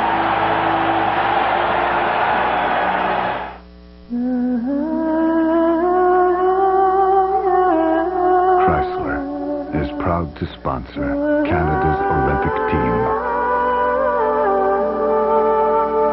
For in every athlete, we see the very qualities of the thousands of Canadians who build our cars. Skill. Pride.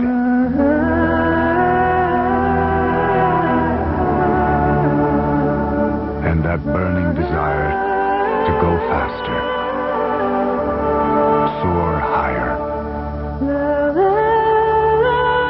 and become stronger than we ever thought possible. At Chrysler, we're not just building cars, we're building Canada.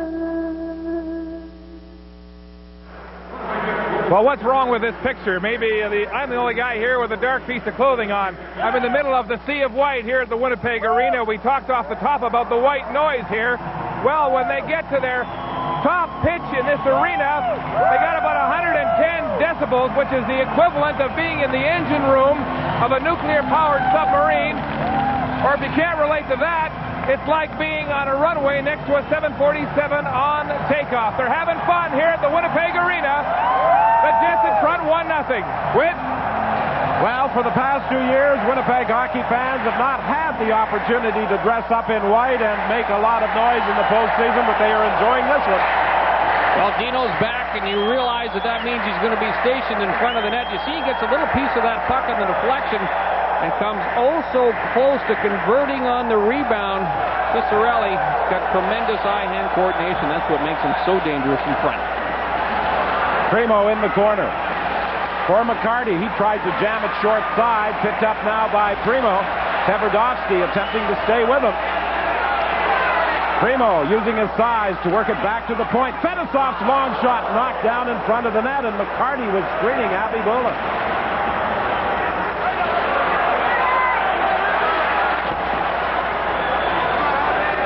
At the side of the net, Abby Bullen covers up with Darren McCarty right there with 12:12 left in the period. Darren McCarty and Keith Primo out on the same line again. And when they're out there, the game plan changes very quickly for the Red Wings. Traffic in front and just lob that puck into the crease area. I don't know if Abby Bullen makes the save on this or if that puck actually hits McCarty and never makes its way into the goal. You get a pretty good sense of what Abby Bullen has to deal with when both Primo and McCarty are on the ice at the same time. Well, this is the line out there now for the Red Wings. Draper with Brown and Taylor that got things going for them in the third period of Game 1. Scotty hoping perhaps that the same thing will happen here in the second period of Game 3. Back to the line for Coffey. Through traffic, it's steered wide. Brown gets it. A quick shot, bounces off a leg, and it's knocked down the ice by Chris King.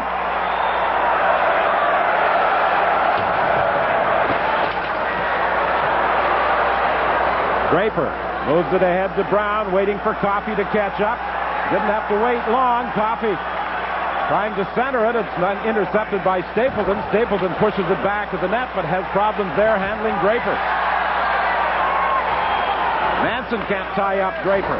Brown goes back to the net. Manson gets it again. Can't get it out.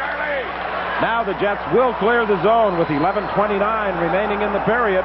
Coffey to the attack again, but all he can do is try and dump it in. It got tangled up in Taylor's skates right at the blue line, and eventually the whistle goes. You know, you talk about that line for the Detroit Red Wings. Barry Smith, Tim Taylor centered line, called them the most effective perhaps in Game 2. And certainly the forward lines are always going to be a little bit more effective whenever they're out there with number 77, Paul Coffey. One of the things that he does better perhaps than any other player in the league. Look at the Red Wings. Now they're kind of just slowed down. That slows down the Winnipeg defense, and then from behind, Paul Coffey sneaks up into the play with a full head of steam behind him. That's why he's so difficult to stand up at the blue line. It's just a tremendous read by Coffey. He does it better than anyone else I've ever seen. Well, Coffey was saying that he fully remembers how loud and noisy this crowd at the Winnipeg Arena can be from the days when the Edmonton Oilers were so dominant against the Jets in the 80s. The Jets had the misfortune of always having to go through Edmonton if they wanted to have any postseason success, and in the 80s, teams didn't, except for Calgary in 1986.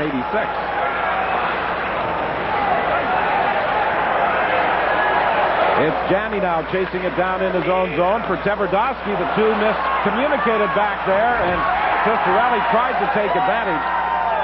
The puck is tangled up in skates behind the Winnipeg goal. Janney trying to fish it out. It comes to the boards, and there's Tkachuk tying up Lidstrom, and finally it's poked down the ice by Olchak. Well, one of the interesting things to watch in this hockey game is will the Jets sit back like they did in Game 1? Remember, it really ended up shooting themselves in the foot. They played a very aggressive game so far. They've got to keep that forecheck going if they're going to win this hockey game.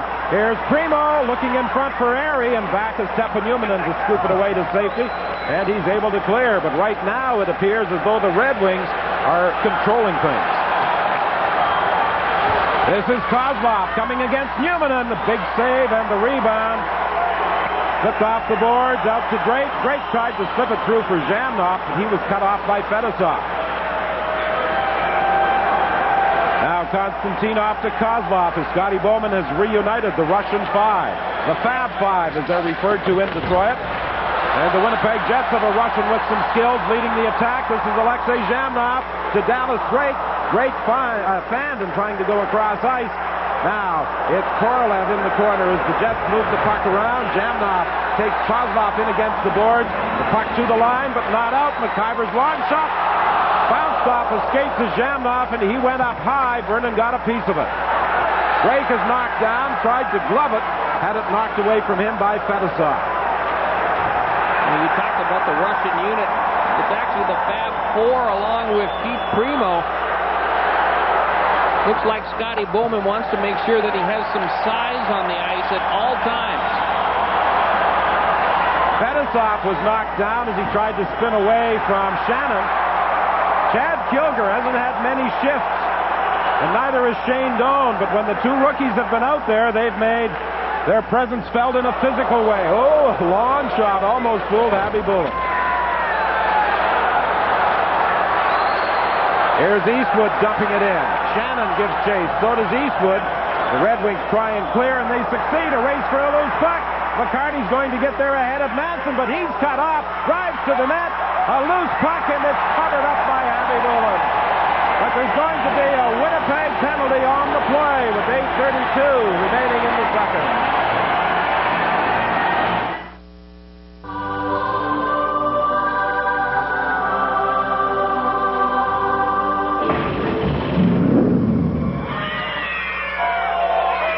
Presenting the Yardman 3-in-1 self-propelled mower. It mulches, bags, discharges, has a 6-speed drive, and a powerful engine. All for the price of much tamer mowers. Yardman Mowers and Tractors. Made in Canada.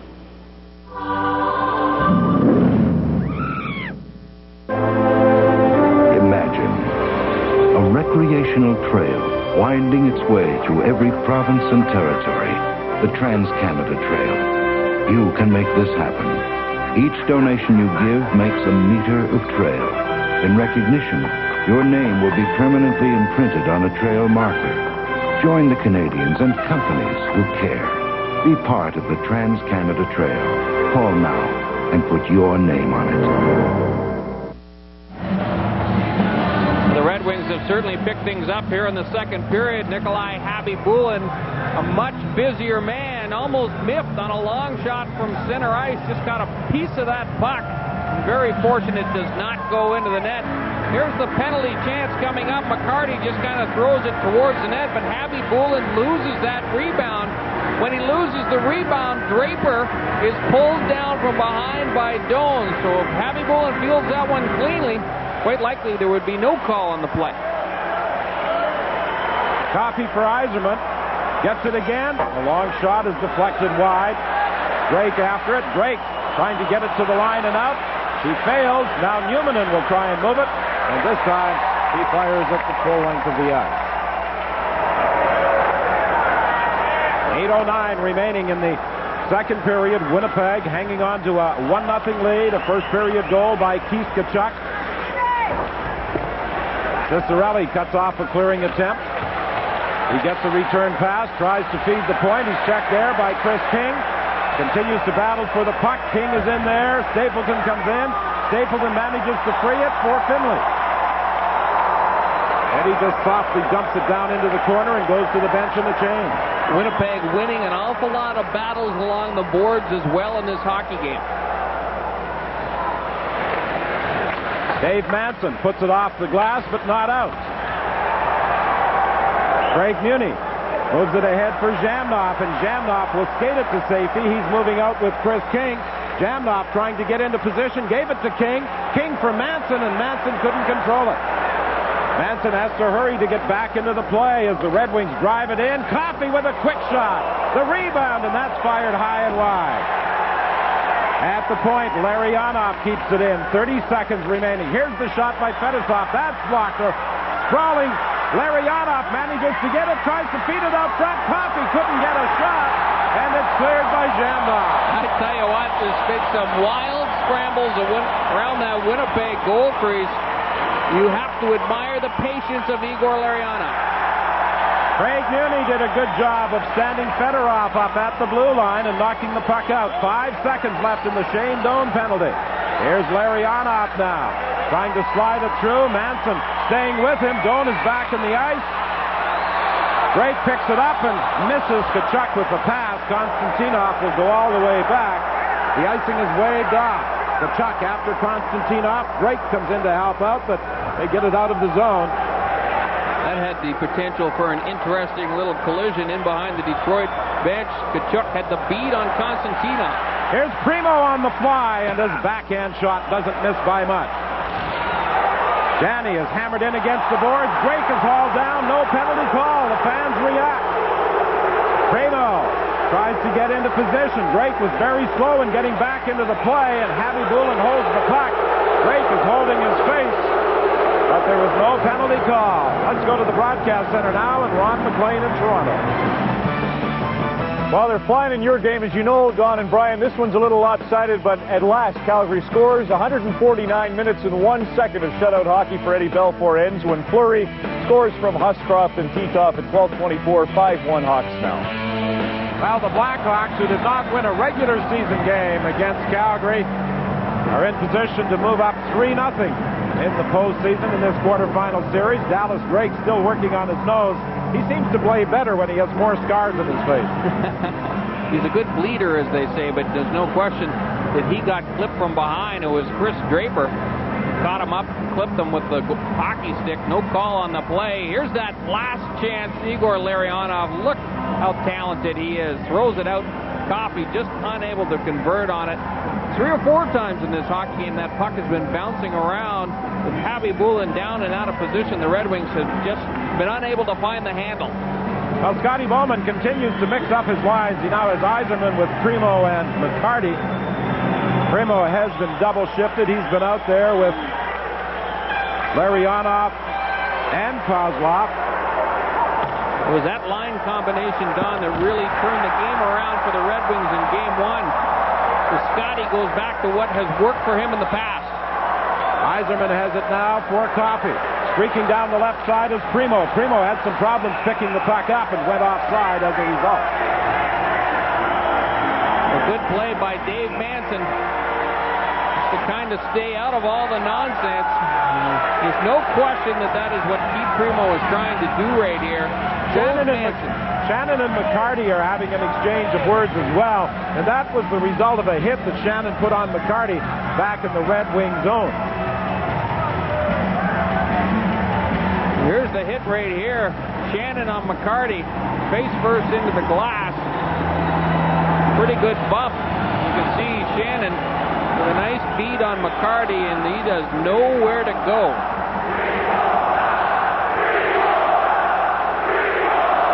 Mark Fawcett, the referee this afternoon, and he hasn't endeared himself to the Winnipeg hockey fans. Well, is it me, or is it have very few referees so far in the playoffs endeared themselves to people? Pretty tough job. I certainly wouldn't want to have it. Well, the intensity level certainly is cranked up at playoff time, and there have been some very intense moments in many of the games. Here's Shane Doan, the rookie trying to work in, tied up by the veteran Eiserman. Then Doan got a backhand shot away that went off the side of the net. Doan again, the most valuable player for the Kamloops Blazers last year in the Memorial Cup.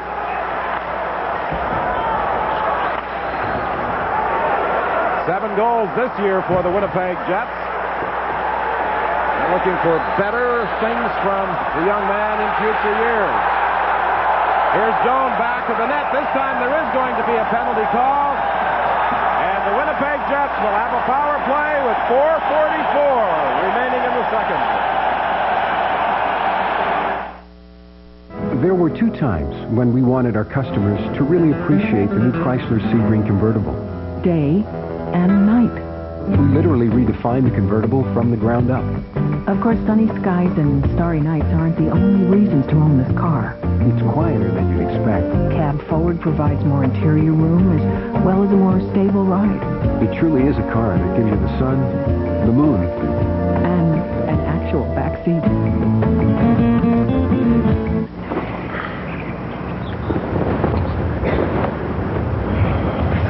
To be able to get to the green quickly, you don't need expensive equipment, advice from a pro, or a lot of hard work for that matter. To get to the green quickly, you need Feedex. It's the fast, easy way to fertilize and eliminate weeds, giving you an almost instant green, weed-free lawn. Get quick results for your lawn with Feedex from Green Cross. First aid for lawns and gardens.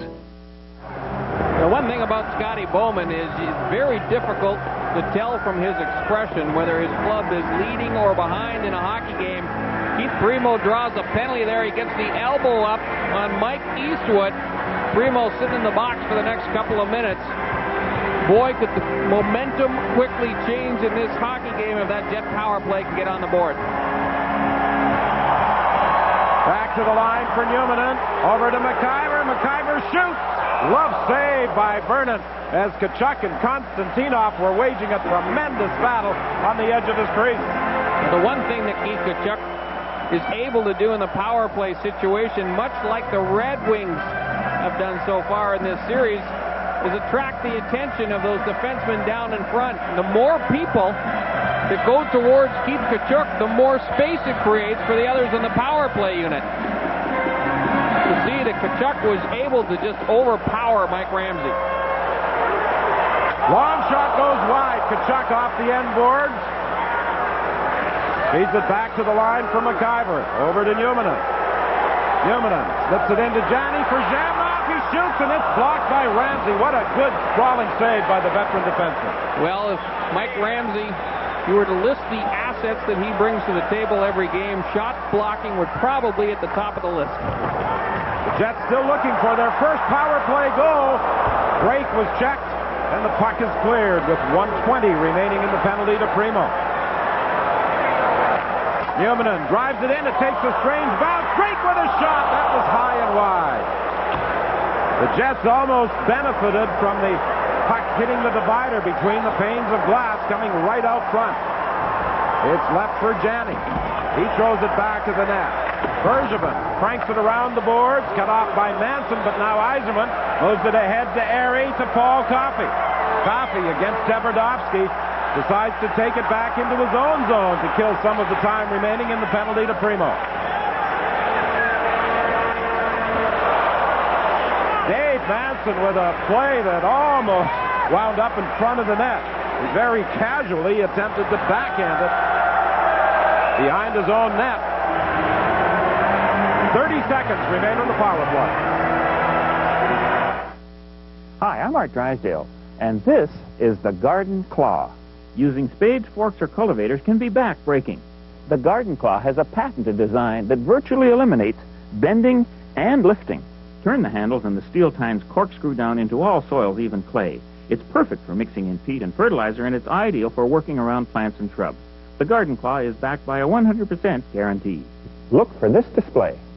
Available at participating True Value, Beaver Lumber, Home Hardware, and Pro Hardware.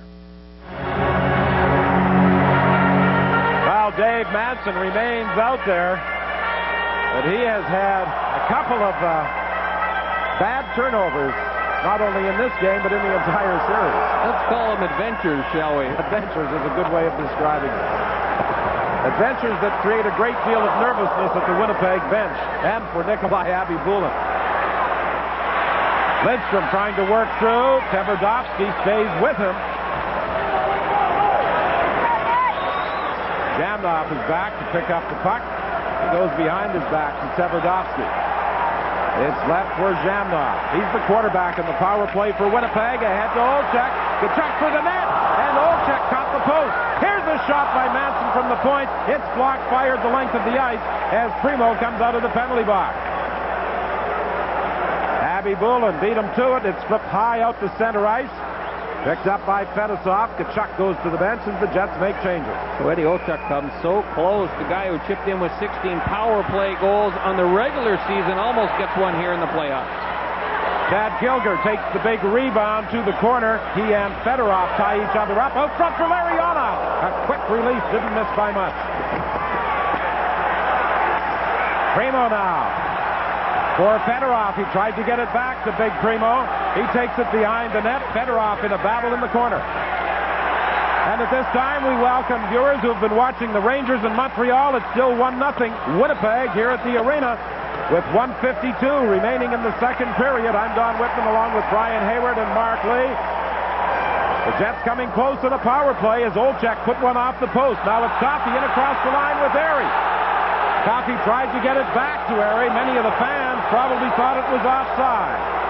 Here's King firing it to the corner. And unlike the first two games of this series, this has been a real war at the Winnipeg Arena. Terrific body checks at both ends of the ice by both clubs. Outstanding goaltending. This is not a 1-0 hockey game. It's been a wide-open affair.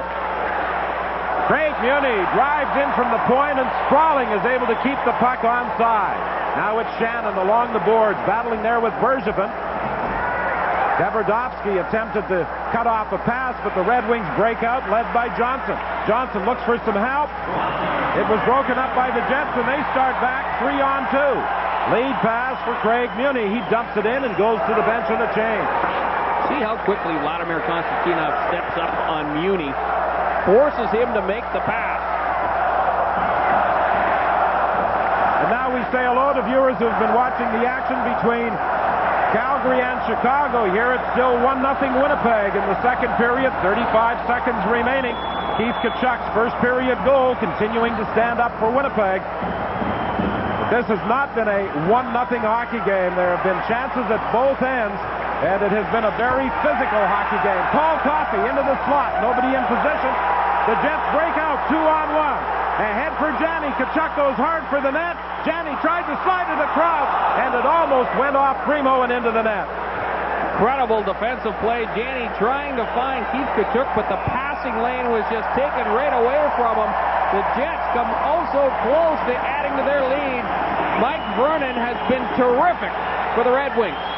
Well, already Mike Vernon has faced more shots through two periods than Chris Osgood did in the complete game in both 1 and 2. Watch the play by Konstantinov. He just fans out. He knows that Jani wants to pass that puck, takes the passing lane away from him, and then he ends up being the guy that clears the defensive zone as well. Tkachuk has responded to the challenge. He was not a factor in games 1 and 2. He has been dominant at times in tonight's game. Well, he was a factor in game 2 with 4 trips to the penalty box, but that's not right. where the Winnipeg Jets want him. They need their 50-goal scorer on the ice, and he has played a physical hockey game, excuse me, today with controlled aggression, and he has also scored the only goal. You know, Terry Simpson said to him, you know, put yourself in the position of the Detroit Red Wings. Do you think they feel pretty comfortable with how they've been able to bring you off their game, especially Vladimir Konstantinov? Don't you think that's exactly what they're trying to do? And I think that definitely hit home. It's been a much different Keith Tkachuk in today's game. Jamnoff with a shot from the face-off, and it wound up underneath Steve Yzerman. A backhand shot by Jamnoff again, just as the horn sounds. And the Winnipeg Jets, for the second time in this series, will take a 1-0 lead into the third period. Well, it's been a terrific-paced hockey game. Both goalkeepers have been sensational. The Jets, more than anything, have applied the body in all 3 zones of this ice, and that's been the difference. Detroit has had much more difficulty handling the puck in today's game. So Keith Tkachuk's goal continues to stand up. Can the Jets survive another 20 minutes by scoring just once? If you're looking for a new car, truck, or van, stop! And go to Keystone Ford for special reduced payments. And zero down on everything. New cars. Like Contours with air, automatic, and more. Zero down, $349 a month. New trucks with air. Zero down from $279 a month. Even minivans. Like 96 Windstar. Zero down, $395 a month. Even up to $1,000 cash back. Keystone's Gold, the lowest Ford prices. The lowest Ford payments. At Manitoba's Ford store. Keystone Ford. Your payment reduction center. A Prairie Oceans raft leaves one survivor. We could see the incoming every second. The untold story of Manitoba's worst marine disaster. Tomorrow at 7 on CBC Manitoba. When morning breaks, there are new stories to be told and issues to understand. Only one radio program delivers the news and more you need when you wake up. Information Radio 990. Miss a morning, miss a lot. On behalf of the Canadian National Institute for the Blind, I would like to invite each of you to join us at the 6th Annual Visions Luncheon to be held Thursday, May 2nd at the West End Hotel. Our guest speaker this year is Mr. Alan Fotheringham, best known as the back page of Maclean's magazine. With his notorious sense of humor and flair, Dr. Foz will discuss Malice in Blunderland, the Canadian political scene at present. Won't you join us? For tickets or information, please call the CNIB, 774-5421. Hi, I'm Peter Jordan on a special It's a Living. It's showtime! It's hockey night in Disneyland. And where did Disney go to produce their hockey games? Why, to these 2 Winnipeg women. Tomorrow on 24 Hours. I have my hair washed once every 3 months, whether it needs it or not. 2 of the biggest stars in comedy in one special. How the Brits like it. Nothing is sacred. Stand up straight. Tracy Ullman, A Class Act, Monday on CBC. Can we turn the camera off now? This April, the Canadian Cancer Society will be knocking on doors all across Canada to raise money to help fight cancer. We know that if we're going to open the door to a cure, we've got to open doors in your neighborhood. So when we come to your door looking for a donation, please give. Who knows? A cure for cancer may be right on your doorstep. The fight against cancer has many faces. Will yours be one of them? Stanley Cup Crowd Noise. Brought to you by Midas. The way it should be.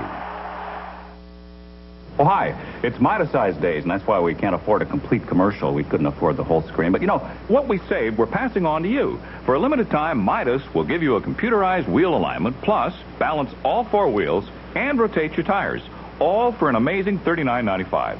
They even inspect your brakes for free. What a deal. Okay, so you lean in and squint, and the commercial will look perfectly normal. Huh? Midas. The way it should be. Oh, yeah. An offer ends May 4th. Hi, my name's Rick Doucette from Halifax, Nova Scotia. I think it's a darn shame what happened to Grant Fuhr in the second game, and I think if St. Louis fans want to point the finger of blame on anybody, Chris Pronger. Very stupid play. You think playing with the best hockey player in the league now, he'd learn a few things about common sense off of Wayne Gretzky. Hello, this is Roger Van Camp calling from Fort Smith, Northwest Territories. Just to comment on the Grant Fuhr injury.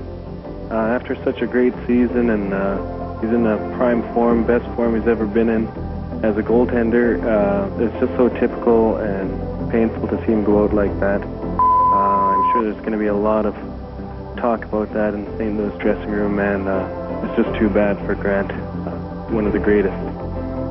Hi, this is Lori Dawson from Essex, Ontario. The Leafs are playing well. The goal by Clark and Domi was a beauty. We wish Grant Fuhr a speedy recovery, and we have a message for Paul Stewart. Let the teams play! My name is Darcy Martin. I'm phoning from Nanaimo, British Columbia. My thought on the playoffs so far is you gotta love the offense. It's looking really good. And the refs are staying out of it and let them play in it most for the part. Thank you very much. This is Helen Chalice from Aurelia. I'm a 65-year-old who thinks it's time they put the referees in a room and read the rule book to them so they can all operate under the same set of rules. Thank you. Stanley Cup Crowd Noise. Brought to you by Midas. The way it should be. To participate in Crowd Noise, call 1-900-870-0022. 95 cents per call. Callers must be 18 years or older.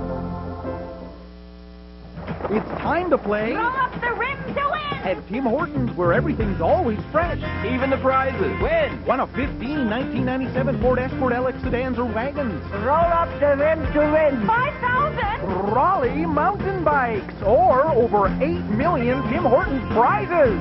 Roll up the rim to win. Drink the coffee first, people. Roll up the rim to win. They're rolling off the line. Wow. Who saves you the most bucks on trucks? You got it, Park Pontiac. We sell more GM trucks retail than any other GM dealer in Manitoba because we give you more selection at the most competitive prices. You got it, Park Pontiac. Wicked.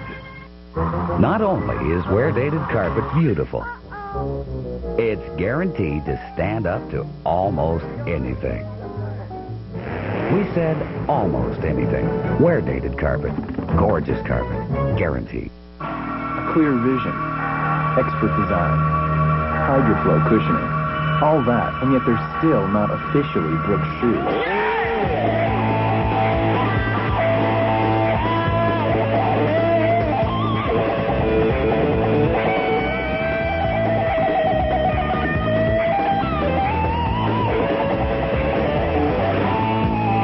There. Now they are.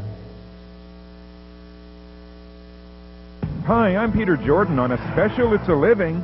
It's showtime! It's hockey night in Disneyland. And where did Disney go to produce their hockey games? Why, to these two Winnipeg women. Tomorrow on 24 Hours. When morning breaks, there are new stories to be told and issues to understand. Only one radio program delivers the news and more you need when you wake up. Information Radio 990. Miss a morning, miss a lot. Hi there, I'm Sandy Coleman, reminding you we are looking for great story ideas this summer, so please give us a call. Out of town, 1-800-556-6628, or if you're in Winnipeg, 788-3669. And we're not kidding around about this. A Prairie Oceans raft leaves one survivor. You could see the end coming every second. The untold story of Manitoba's worst marine disaster. Tomorrow at 7 on CBC Manitoba. We are between periods. Chicago leads Calgary 5-1. It's New York 2, Montreal 1 through 2 periods of play, and 3-3 in Tampa right now. They're in the late stages of the second period there, and the Winnipeg Jets leading Detroit 1-0 as we welcome you back. Ron McLean and Kelly Rudy, and we want to look ahead to tonight, 7:30 Eastern. The Toronto Maple Leafs are at St. Louis. The big story, of course, concerns Grant Fuhr, and earlier today, Scott Oak spoke with Grant. Grant, it's virtually impossible to keep track of the mixture of opinion on this incident, but do you think you were the victim of an avoidable shot? Well, from watching the videotape, I know it was an avoidable shot. So that's the unfortunate part of it. Will you concede that your teammate, Chris Pronger, has to accept some of the responsibility in that if he had not cross-checked Nick Kyprios, the incident most likely would not have happened? Actually, if you sit down, you look at the tape in slow motion, frame by frame, it shows that Chris actually pushed him the other way. He pushed him one way and he fell the other way. So The point of it was he deliberately fell towards me. So, I mean, that's just an unfortunate part of the incident. You had the keel center buzzing this morning when you skated for about 10 minutes at 9:15 with the brace on, obviously an attempt to see if you could play. Is there any chance? Well, I kind of do things the old-fashioned way. I mean, you got to try. So it didn't feel too bad skating today, and if the knee holds up and get a little bit stronger brace, then I'm going to try and come back. So you're telling us there is a possibility you could appear in the playoffs? I'm going to try to. I mean, it's still up to the doctors and Mike, and they still get the final say in it. But as far as I'm concerned, if the body's going to let me, then I'm going to try it. But at the other end of the spectrum, Grant, is the fact that you're 33 and the words career ending keep coming up. That all depends on my determination. I know I have to get it fixed as soon as the season's done, so you put the time in this summer, you work at it, and I'll be back around to annoy a few people in training camp next year. There's Grant Fuhr, 9:15 this morning, as he looked a whole lot better than you usually do with an ACL, MCL, and broken kneecap. There's Brian Hayward joining us from Winnipeg Arena. You might know that John Casey's partner in the 91 run by the Minnesota North Stars was Brian, who appeared in 2 games. Brian, what's your read on what's happening in St. Louis? Well, my read, first of all, is there's all kind of strange medical information coming out of that city. First of all, with a dislocated kneecap, you don't come back in 1 week, you come back in 6. And an ACL injury, there's just no way that Grant could even consider playing. You have to wonder about the brace that they're talking about, too. If it's an ACL injury, it's a hard material on the outside of that brace. He wouldn't be able to fall on his knees and play goal, so you really have to wonder. Tell us about John Casey. There was a report in the papers today that he was so sick he could hardly function in Game 6 of the Stanley Cup in '91. Well, I don't know if he was sick or not, but, you know, it was one of those games that both of us probably played like we were a little bit sick. That was the 8-0 blowout game. But, you know, the one thing about John is that nothing really bothers him too much. The fact that he played most of the year in the minor leagues, that won't be an issue with John. It certainly would have been with me, and it probably would have been with a lot of other goalkeepers as well. He is very cool under pressure. And he's kind of a strange guy in that he doesn't even talk to his teammates that much. He did go down to Peoria, and that might work in their advantage because he played an awful lot down there. Kelly, I know you wanted to ask Brian about Grant. Well, I just think that it is strange if he does come back with a brace like that, that I find it impossible to believe that he can play with a brace, especially the way that he plays. Now, maybe you or I playing the more of a stand-up style might have been able to play with a brace, but I can tell you from experience, when I had a back injury, I tried to play with a back brace, and I just was not effective at all. I don't believe at this level that any goaltender can. Dick Irvin says the greatest save he ever saw was Brian on Mario Lemieux in that '91 final. So there you go, Brian. As bad as 8-zip was. Second greatest was Rudy on, I don't know. Doesn't matter. Francis Getty, I believe it was. We'll be back with more on Molson Hockey Night in Canada on CBC in a moment. Uh-oh. Looks like systems problems. How long before the unit fails? Who knows? What about the backup? That is the backup. And they make them in Montreal. UPS early AM service to the States. Bonjour, Montreal. Guaranteed overnight from Canada to U.S. business centers before 8 a.m. We'll have it by 8 tomorrow. 8 a.m.? Somebody up there likes us. UPS, moving at the speed of business. Here we go. Okay.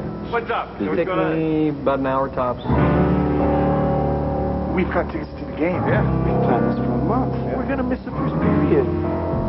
Not necessarily.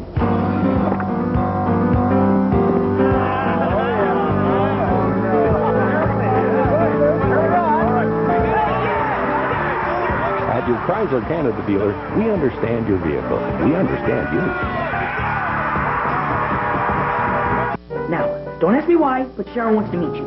So once she gets here, just say hello, act normal, then we're out of here. I can't believe our little Billy has a girlfriend. Okay, first rule, my name is Bill, and I'm not little. Bill? You're not going to wear that. What? What's with that hair? What? Why is he in a suit? Why did I agree to this? Hi, Sharon, this is my family. Let's go. Hey, wait, we're just going to McDonald's. Maybe they'd like to come with us. McDonald's? Yeah, that's okay with you, Bill.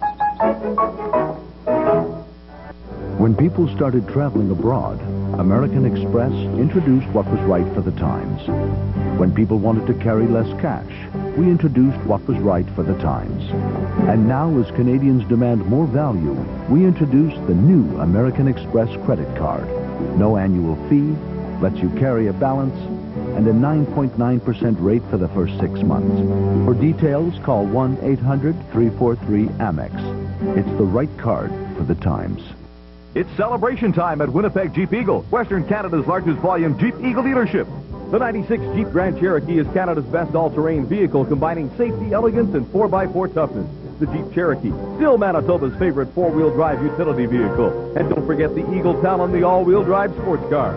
Sure-footed traction in all conditions, plus the guaranteed lowest prices and lowest lease rates at Winnipeg Jeep Eagle, Western Canada's largest volume Jeep Eagle dealership. 1430 Ellis, just a slap shot from the arena.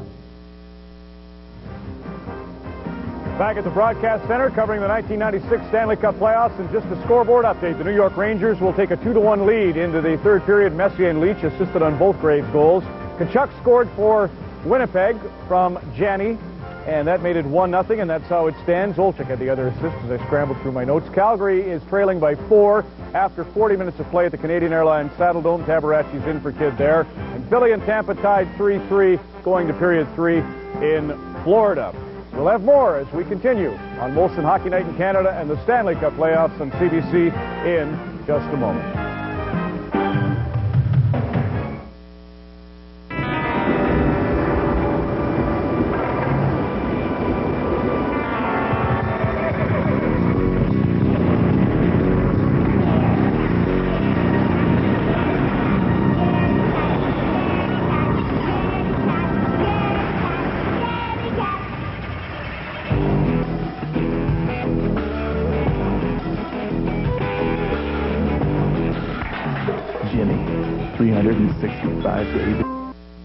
This April, the Canadian Cancer Society will be knocking on doors all across Canada to raise money to help fight cancer. We know that if we're going to open the door to a cure, we've got to open doors in your neighborhood. So when we come to your door looking for a donation, please give. Who knows? A cure for cancer may be right on your doorstep. The fight against cancer has many faces. Will yours be one of them? A Prairie Oceans raft leaves one survivor. You could see the oncoming every second. The untold story of Manitoba's worst marine disaster. Tomorrow at 7 on CBC Manitoba. When morning breaks, there are new stories to be told and issues to understand. Only one radio program delivers the news and more you need when you wake up. Information Radio 990. Miss a morning, miss a lot. Hi there, I'm Sandy Coleman, reminding you we are looking for great story ideas this summer, so please give us a call. Out of town, 1-800-556-6628, or if you're in Winnipeg, 788-3669. And we're not kidding around about this. Hi, I'm Peter Jordan on a special It's a Living. It's showtime! It's Hockey Night in Disneyland. And where did Disney go to produce their hockey games? Why, to these two Winnipeg women. Tomorrow on 24 Hours. Keith Tkachuk's goal at 16:03 of the first period continues to stand up for the Winnipeg Jets. Now let's join Mark Lee as he talks with Dino Ciccarelli. Back between periods with Dino Ciccarelli of the Wings. Dino, it's 1-0 for the Jets, but that score really doesn't do justice to the wide-open scoring chances we've seen over 2 periods, does it? No, it really doesn't. Happy Bullens come up with some big saves, and kind of same situation as Game 1 for us. We've had some great opportunities, and we're still playing our patient game, so hopefully we can continue the opportunities and get something in the third here. You're a guy that likes the rough stuff. From my vantage point, this has looked like a war along the board. It is, and it's, the referees are calling some. They're not going to call everything, but it seems like they're doing a pretty good job both ways. Both teams are getting power play opportunities, but it's a rough game along the boards and in front of the net. Well, there have been some solid body checks, and there has been solid goaltending at both ends of the ice. Nikolai Habibulin had to make a number of solid saves, one off Darren McCarty, and then a rebound that never got to the net as Habibulin was able to poke it up to the line. Some solid body checks. Larionov with a scoring chance that was deflected wide by Habibulin. And Mike Vernon at the other end in his first start in the postseason came up with a save off Keith Tkachuk early and had a shot by Eddie Olczyk ricochet off the post when the Jets were on the power play. I'll tell you what, I certainly don't think you can really be very critical of either of the performance of the goaltenders. They've both been sensational. You see no scoring in the second period. I think you'd have to give most of the credit to both of the netminders in tonight's game. It's been a terrifically played hockey game so far. We'll see what Scotty has in store for us in the third. Well, we wondered whether this crowd would be able to maintain its intensity through 60 minutes. I think they have. No question about that. What remains to be seen is whether or not the Jets will be able to maintain that intensity. They cannot afford to go back into a shell against this club. They've just got too many weapons up front. Harry is with Johnson and Cicerelli for the Red Wings to start the third. It's Eastwood, Shannon, and Doan for the Winnipeg Jets. This was a line that may have turned the tempo of the game around a little in the second period when the Wings seemed to be controlling play with some very good body checks.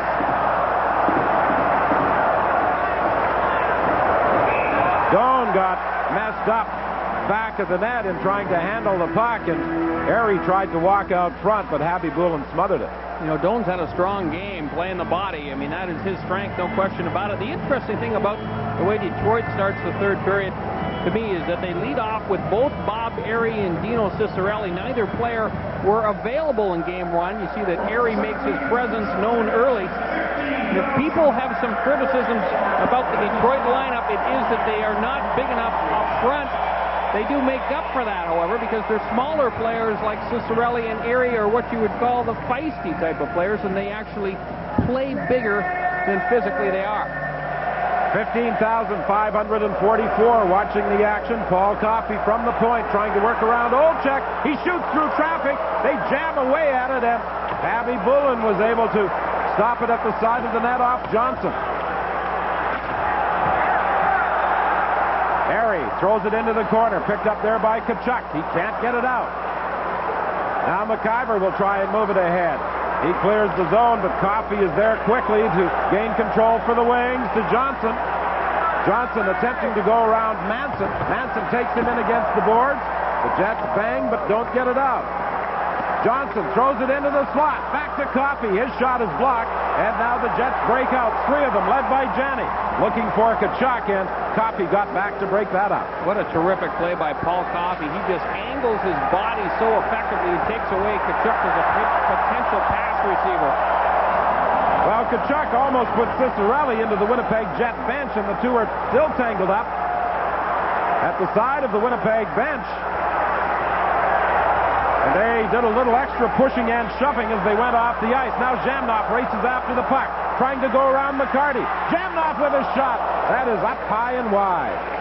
Boy, it didn't look as though Jamnov was going to be able to shoot that puck the way McCarty had a position on him. Got those quick hands, and that release of his did not fool Mike Vernon. Vernon just maintained his position. Jamnov got hit with an elbow. Went off to the Winnipeg bench, but before that was able to slide the puck into the Red Wing zone. Now it's Fedosov going in deep. Primo went for the front of the net, but the centering pass was blocked by Muni. In the corner, Finlay tracks it down, got it to the line, and it's deflected out by Korolev. History should serve the Jets pretty well the remainder of this hockey game. Remember, when the Red Wings are struggling to get their offense kicked into gear, all of a sudden, those defensemen get the green light to jump right down to the front of that goal crease. We'll watch for that as the third unfolds. Well, you heard Dino Cicerelli say that the Red Wings would have to continue playing a patient game. Here's Ramsey from the point. Back of the net for Kozlov. Being watched by Kilger for Larionov. He scores! Igor Larionov in the high slot took that perfect centering pass and beats Nikolai Habibulin. It's tied at 1, and this crowd has really gone quiet. Not for long, I don't think, but I tell you what, it wasn't a defenseman that comes sliding down, but it's interesting to know what Larionov does here. He's a small man, and he has difficulty patrolling his way through traffic. Look at the red jerseys down low. Larionov is actually up above the top of the circles and coming down late from the slot. That's why he was so wide open. Another intelligent play by Igor Larionov. He finds himself some space. He creates it for himself. And he just drills that shot right through the pads of Habibulin. Kozlov from back of the net fed it out to him perfectly, and Igor Larionov has tied it at 1. Second goal of the playoffs for Igor Larionov. You don't rely on him so much for goal scoring as you do that uncanny playmaking ability of his. The Red Wings come out storming. They were very aggressive. I'd like to point out one thing, Don. The Jets have had several opportunities to clear the puck out of the defensive zone, and they keep chipping it back into the hands of the Detroit Red Wings. You afford them those second opportunities, it's like playing with fire. When the Red Wings started their comeback in Game 1, they scored at 2:27 of the third period. It's 2:39 of the third when they get the tying goal. Larionov's second from Kozlov and Ramsey.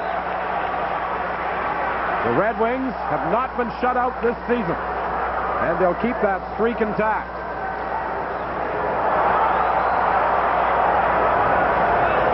Kozlov goes back after it. Konstantinov had some problems picking up the pass. It's stolen by Jamnov. Jamnov was knocked down. Manson breaks up a lead pass, gets to the line, but Jamnov had not yet vacated the zone. 16:39, the time remaining in the third, with the game tied at 1.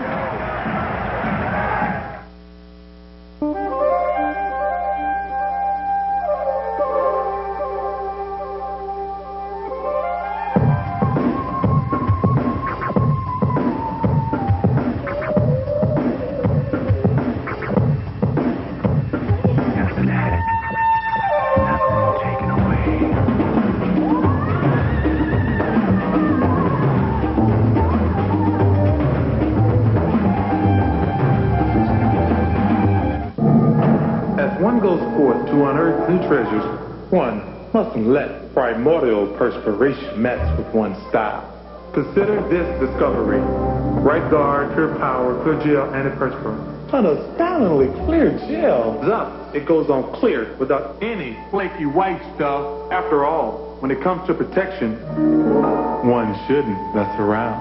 Right guard, clear gel. Anything less would be uncivilized. At the Canadian Airlines Saddledome, the Flames are rallying in the third period. Jerome McGinley picks up his first NHL point as he takes the shot there. Belfour the save, but Theron Fleury, who'd stolen the puck originally, scores the goal. Then Steve Chason from Corey Stillman and Ron Stern a minute 40 later. So suddenly it's 5-3 in the third at Calgary. Here it's 1-1 as Manson at the point cuts off a clearing attempt, but now it's brought out by Steve Yzerman, and back after it goes McIver. McIver tried to go rink wide. It was blocked by McCarty. They bump. McCarty goes down, gets it again, continues to fight with McIver. Now Manson tried to clear, couldn't get it out. Yzerman has it. Yzerman works back to the point. Manson tried to stay with him, but Yzerman was able to free it. At the side of the net, Primo out front. That hit the post. He gets it again and fires it wide. What an incredible save by Javi Bull. It looked like Primo had the wide open net. We talked about the fact Pete Peters said perhaps the trait he likes most about Javi Bullen is he doesn't give up on a play. That was a pretty good sample of it right there.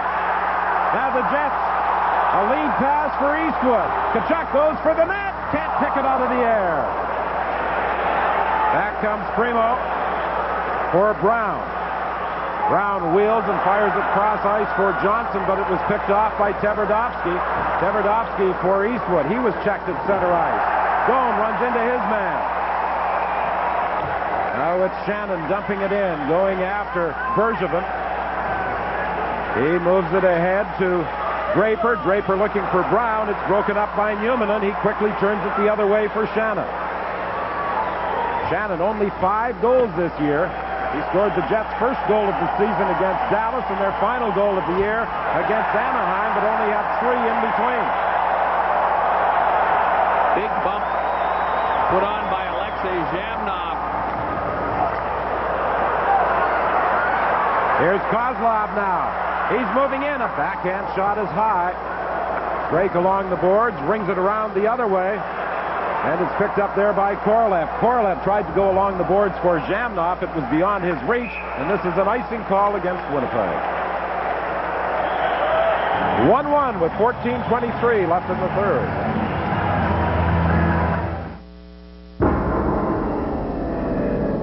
Some tires are best for winter, others for wet weather, or comfort,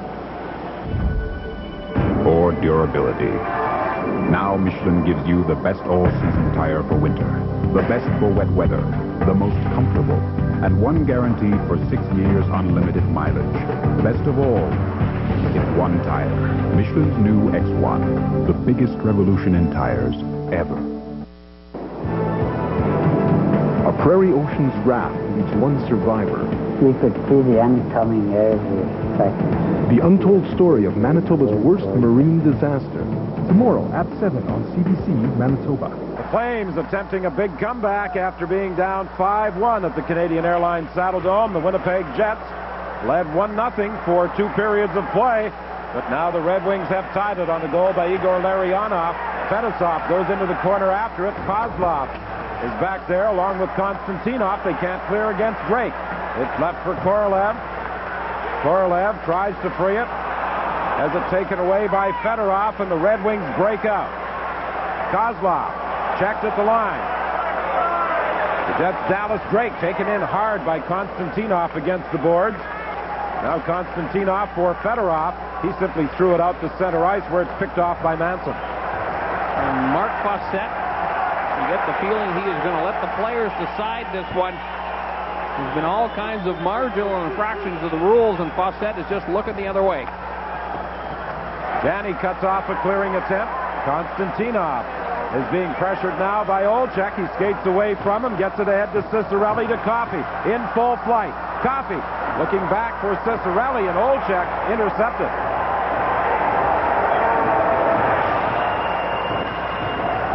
Lidstrom now tries to go cross ice. It's picked off by Janney. Janney had problems with his attempt at going rink wide for Olczyk. Now Olczyk chases it down out front for Janney.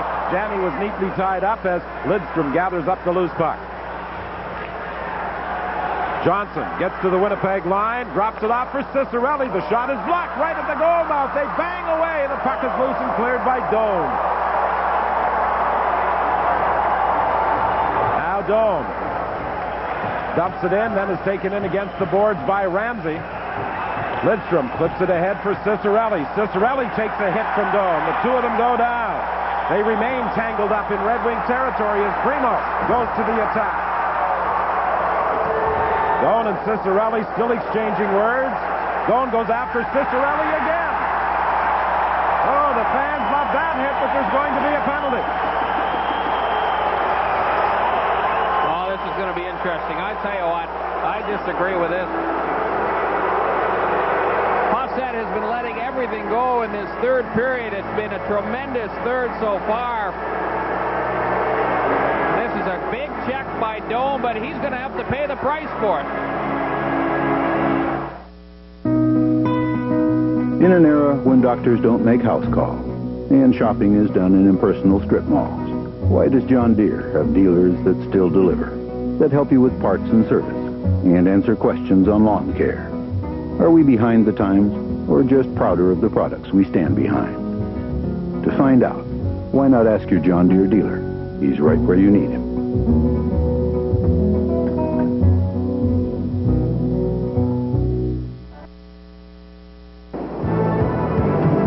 A Prairie Ocean's raft leaves one survivor.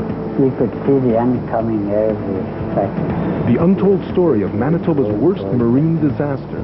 Tomorrow at 7 on CBC Manitoba. When morning breaks, there are new stories to be told and issues to understand. Only one radio program delivers the news and more you need when you wake up. Information Radio 990. Miss a morning, miss a lot.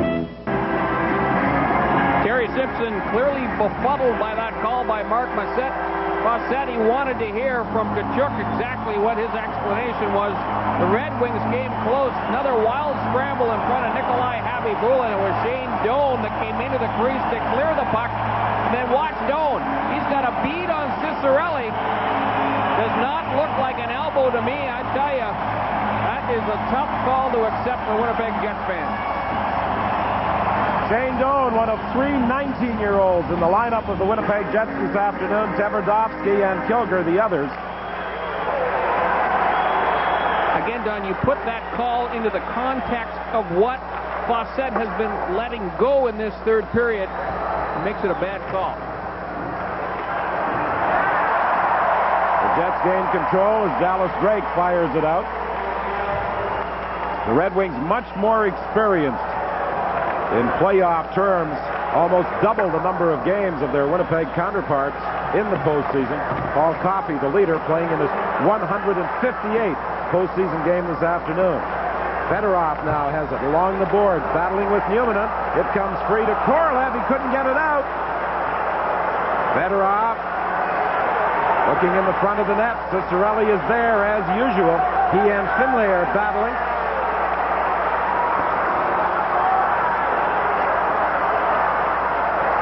Fedorov again looks to the front of the net. Ciccarelli has taken a position up just outside the crease. Back to the line for Lidstrom. Through traffic, Happy Bullen makes the save. Terrific job by Jeff Finley down in front of Nikolai Happy Bullen. He's a defenseman having to deal with Dino Ciccarelli. Fedorov back of the net to the point to Coffey, who can't keep it onside. Here's Coffey again with a long shoot-in. Dave Manson gets it. He clears. Well, that time the Jets get the turnover they're looking for and make darn sure it goes all the way down to the other end of the rink. 20 seconds remaining in the penalty to Shane Doan.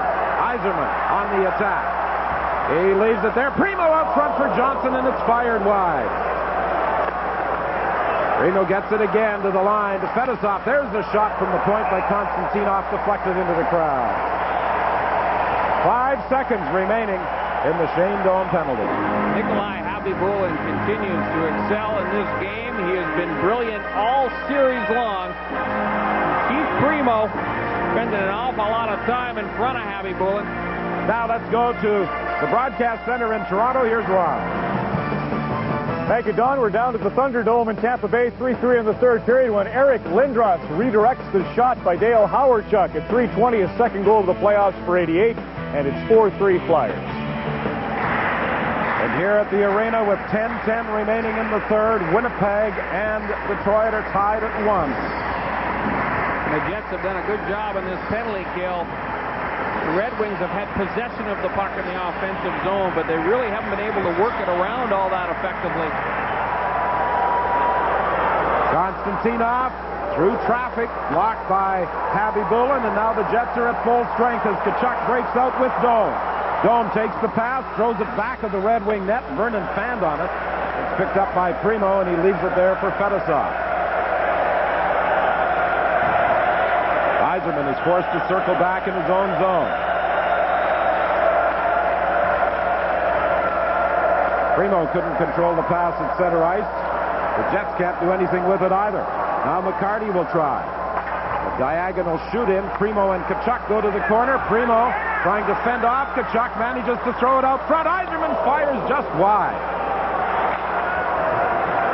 Now it's Yzerman, unable to control it back to the net. Olczyk pushes it ahead to Tkachuk over to McIver. McIver for Tkachuk, and it deflected off the body wide of the Red Wing goal. Now it's Janney centering it. Nobody in position. From the point, Manson shoots, and he fires it high and wide. McIver pinches in from the other point. Primo comes back to take it away from him. Primo now throws it over to the other wing where it's picked up by McCarty. And the best rush so far for the Winnipeg Jets in the last 5 minutes was because Norm McIver stepped up into the play and became part of the offensive scheme. 8:50 remaining in the third in a 1-1 tie.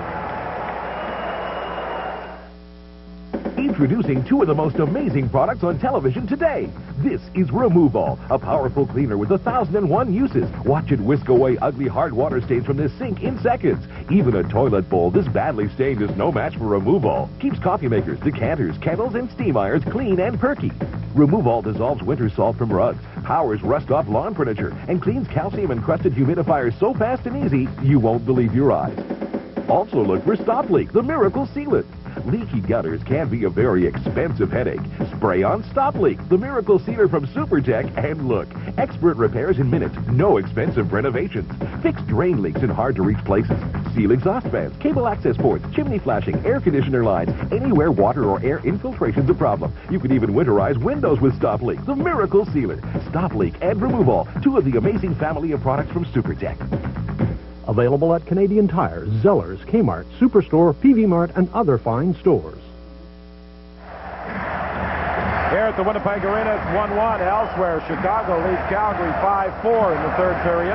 Philadelphia ahead of Tampa Bay 4-3 in the third. The Rangers continue to lead Montreal 2-1 in the third. Toronto and St. Louis tonight on the full CBC network. You know, Don, the Jets have only had one shot on Mike Vernon in that Detroit goal so far in the third period.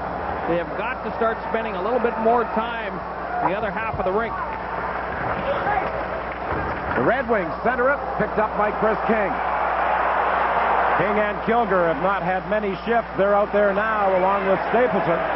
King goes into the end boards, bumped there by Bergevin. The Red Wings reverse it, and Bergevin now takes a hit from King as the puck is loose. King gets it in front of the net, looking for Muni, and Muni couldn't get a stick on it. Kilger!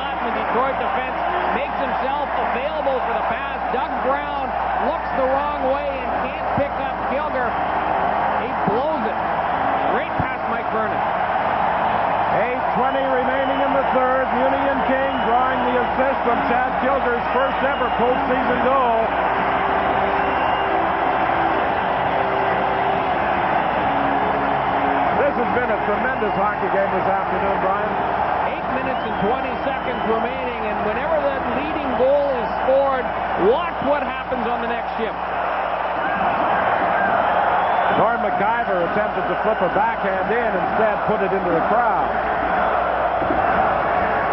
Well, momentarily, the fans at the arena were silenced with the Larionov goal, but it didn't take them long to get back into it, and now that Chad Kilgore has restored the one-goal lead, they are excited. A lot of emotions invested, not only in this hockey game, but in this hockey franchise, and they're spilling out this afternoon. You know, when you see the support this afternoon and the way the fans have dressed in white, it's going to be a very sad day when this team finally leaves this city. It will be sorely missed. Middle of January next year, when it sinks in, boy, it is going to be a hard pill to swallow indeed. McIver couldn't handle the centering pass that he was attempting to intercept, knocked down in front of the net by Manson. It comes to the line, but not out. Tkachuk is bodied there by Airy. Lidstrom is able to keep it in. Manson goes to the corner after it. His clearing shot was blocked, and finally the Jets bounce it out to neutral territory. 7:34 remaining. Ed Olczyk fires the puck back into Red Wing territory. Kozlov goes after it. Again, Winnipeg still has to keep attacking Detroit. There's still plenty of time left in this hockey game. And those automatics, as the coaches call them, become so much more important. Use the glass in the defensive zone. Don't put that puck into the middle of the ice unless you absolutely have to. Well, that's something that Teppo Numminen did. He didn't take a chance. He simply batted the puck back out to center ice. Korolev and Larionov collide in the neutral zone. Zamnov takes Konstantinov in against the boards and then gets a hit. Now a lead pass from Larionov. It's offside. I cannot figure out how Igor Larionov could get so wide open. He slides in behind Teppo Numminen, and Larionov was just a stride and a half across that center red line. Otherwise, he would have been in all alone. Here's the big hit by Zamnov on Konstantinov. Konstantinov just takes a swing. You can't even see what he's looking at or what he's swinging at because the helmet's in front of his face. That old Moscow Dynamo Red Army rivalry coming through in flying colors. You gotta love to see it. Thought it was only Tkachuk and Drake that didn't like Konstantinov. One of his countrymen doesn't appear to care much for him either. Well, I think you'd have to get in line here in the National Hockey League. Konstantinov is just one of those guys who has that knack. I think he kind of enjoys it too.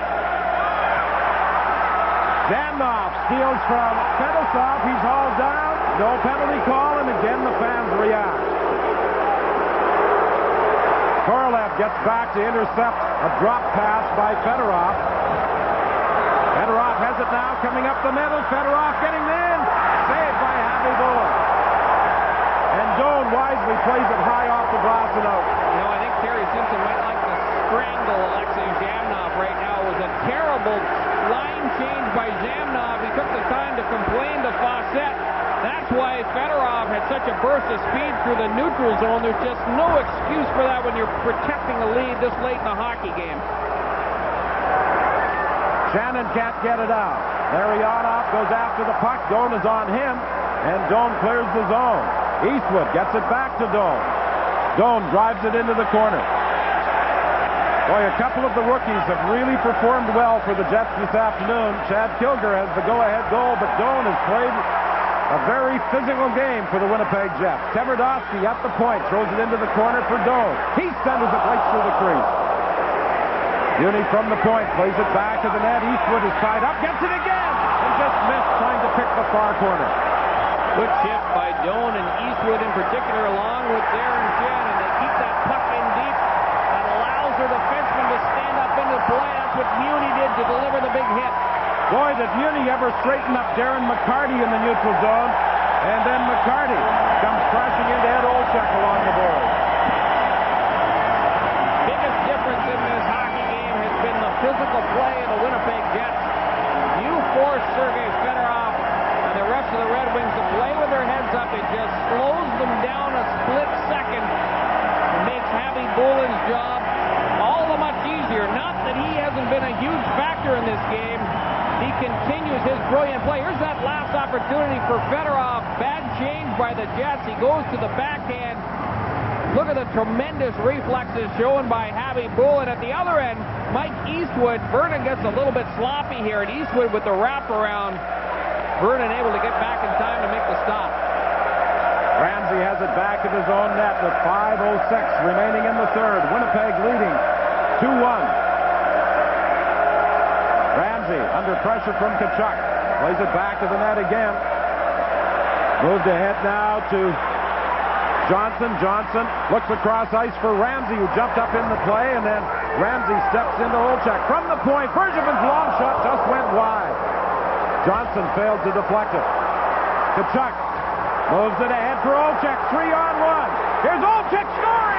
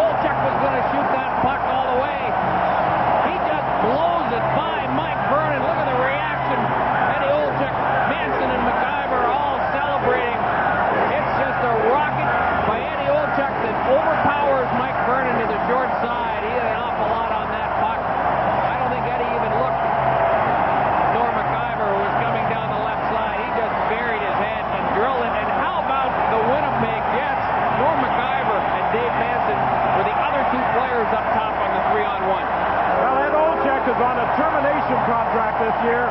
Eddie said, add a D and an E in front of the word. I'm on a determination contract. He may have lost a step in his speed, but he still has the great hands and the big shot. He put one off the post in the second period, but blew this one past Mike Vernon.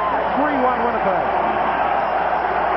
4 minutes and 35 seconds remaining in the game. The wheels are still turning for Scotty Bowman. I thought it was interesting that he had both Bergevin and Ramsey out in that last situation. I had to believe he was going to follow it up with Coffey and Lidstrom, the two offensive guys. The move ends up backfiring on Bowman because the normally reliable defensive-minded Ramsey pinches when he shouldn't have, and the Jets exploit it.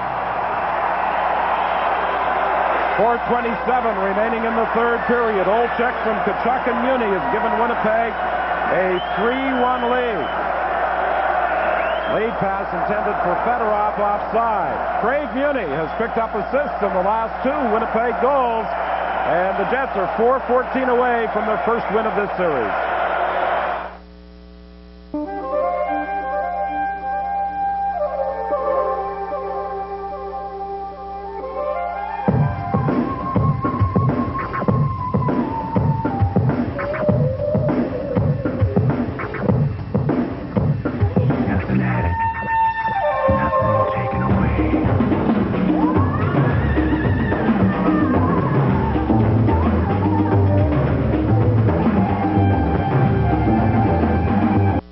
I'm Nancy Gregory for Health Matters.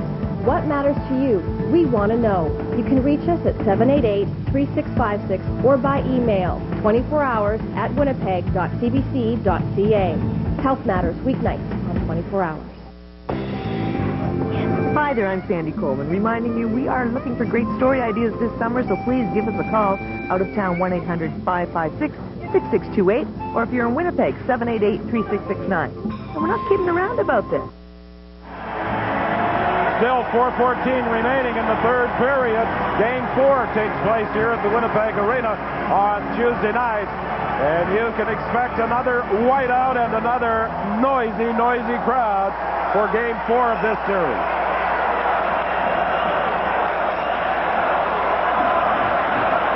Fedorov gets to the line, had problems controlling it. Picked up now by Dallas Drake for Zhamnov. Zhamnov had it tangled up in the skates. Drake trying to free it. He's knocked down. And the Red Wings start back. Here's a pass for Larionov to Fedorov. Shot right on. The save by Happy Bullen. Now Larionov chases it down in the corner, trying to work out. At this time, we welcome viewers who have been watching the action between Montreal and the Rangers here at the Winnipeg Arena. Goals in this third period by Chad Kilger and Eddie Olczyk. After Larionov had tied it, has Winnipeg in front by a score of 3-1. Craig Muni, a tower of strength back in the blue line with a hit on McCarty. Muni has picked up assists on the last two Winnipeg goals.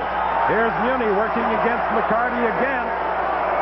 Now he stands up primo at the line as he breaks up the play. Well, that last hit by Craig Muni has kind of been symbolic of the whole performance of the Winnipeg Jets in this hockey game. They've been standing up the Red Wings in the neutral zone, out-hitting Detroit from the get-go. Eastwood in the corner trying to tie it up. Olczyk with a quick release as Eastwood fed him the puck. Yzerman takes it back to the net for McCarty, and now the Red Wing net comes off its reports as Olczyk and Paul Coffey got tangled up.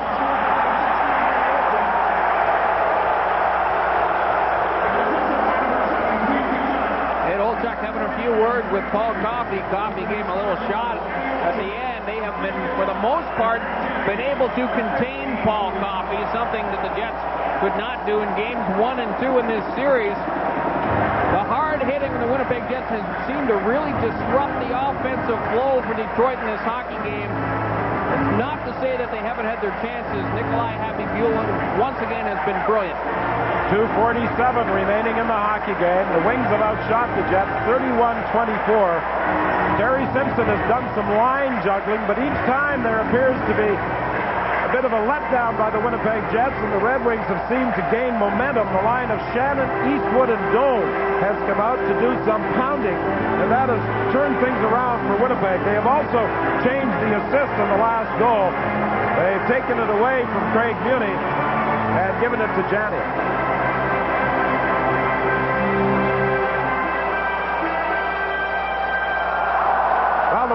Jets came out playing a physical game from the opening face-off. They got the fans into it.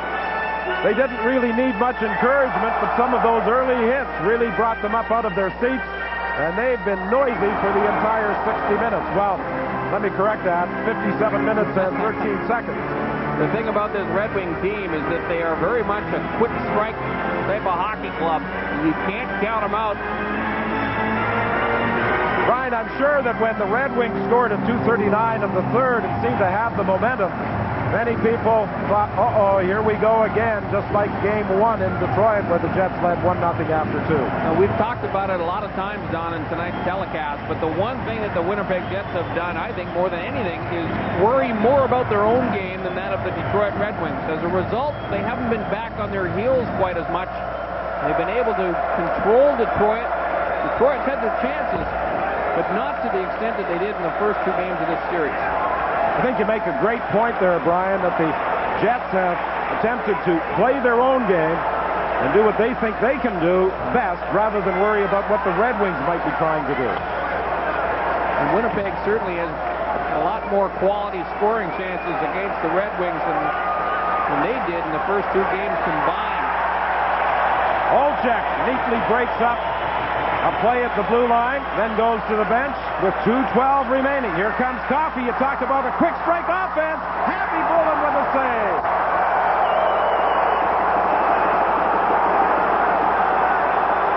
Korolev for Zhamnov. Cross-ice pass to Bench, and he scores!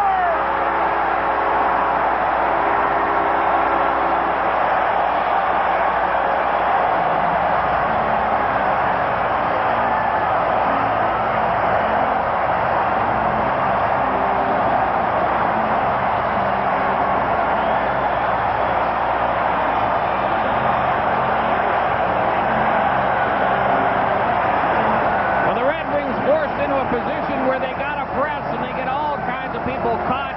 3-on-1 opportunity. Korolev handling the puck. He puts it in the hands of the guy you want to handle it, Zhamnov, and he puts it in the right spot for Dave Manson to blast that puck behind Mike Vernon. Good pass by Zhamnov. Vernon beaten on the pass. Well, Dave Manson at the skills competition at the All-Star game had the hardest shot, just over 98 miles per hour, and he is all smiles as he makes it a 4-1 hockey game.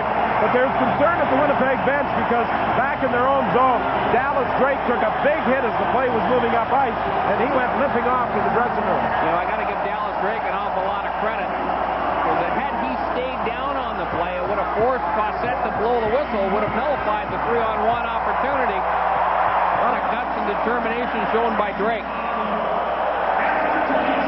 1:46 remaining in the third. Zhamnov and Korolev draw the assists on Dave Manson's first goal of the playoffs at 18:03. This is going to be a huge boost to the confidence of the Winnipeg Jets. You got the feeling games 1 and 2 they were really questioning themselves whether or not they could even compete with the Detroit Red Wings. That confidence usually stems from their goalkeeper. Happy Bullen makes the big save on Fedorov just seconds before the goal. That type of goaltending can carry a club a long way. Kept in at the point. Stapleton is knocked down. Larionov looks for someone to give it to. Couldn't find Ramsey, but it's kept in by Bergevin. Put up high off the glass by Finley.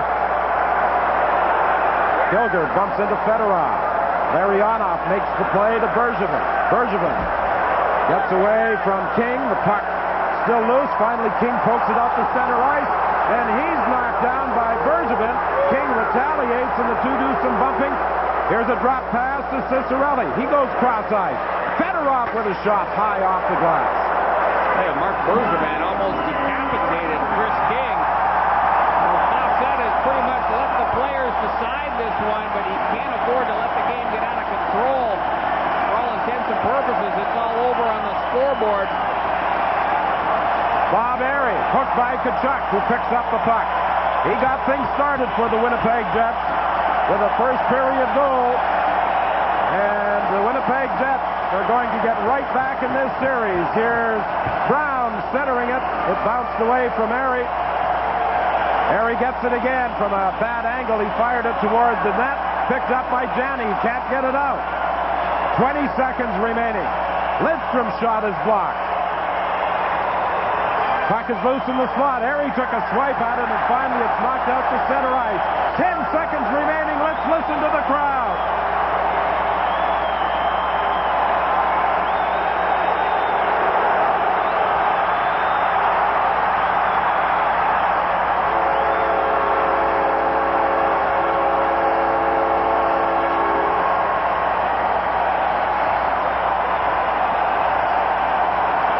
Brian, you played at Chicago Stadium, the old Chicago Stadium, and as I said at the start, I've worked some playoff games there where I couldn't believe the noise.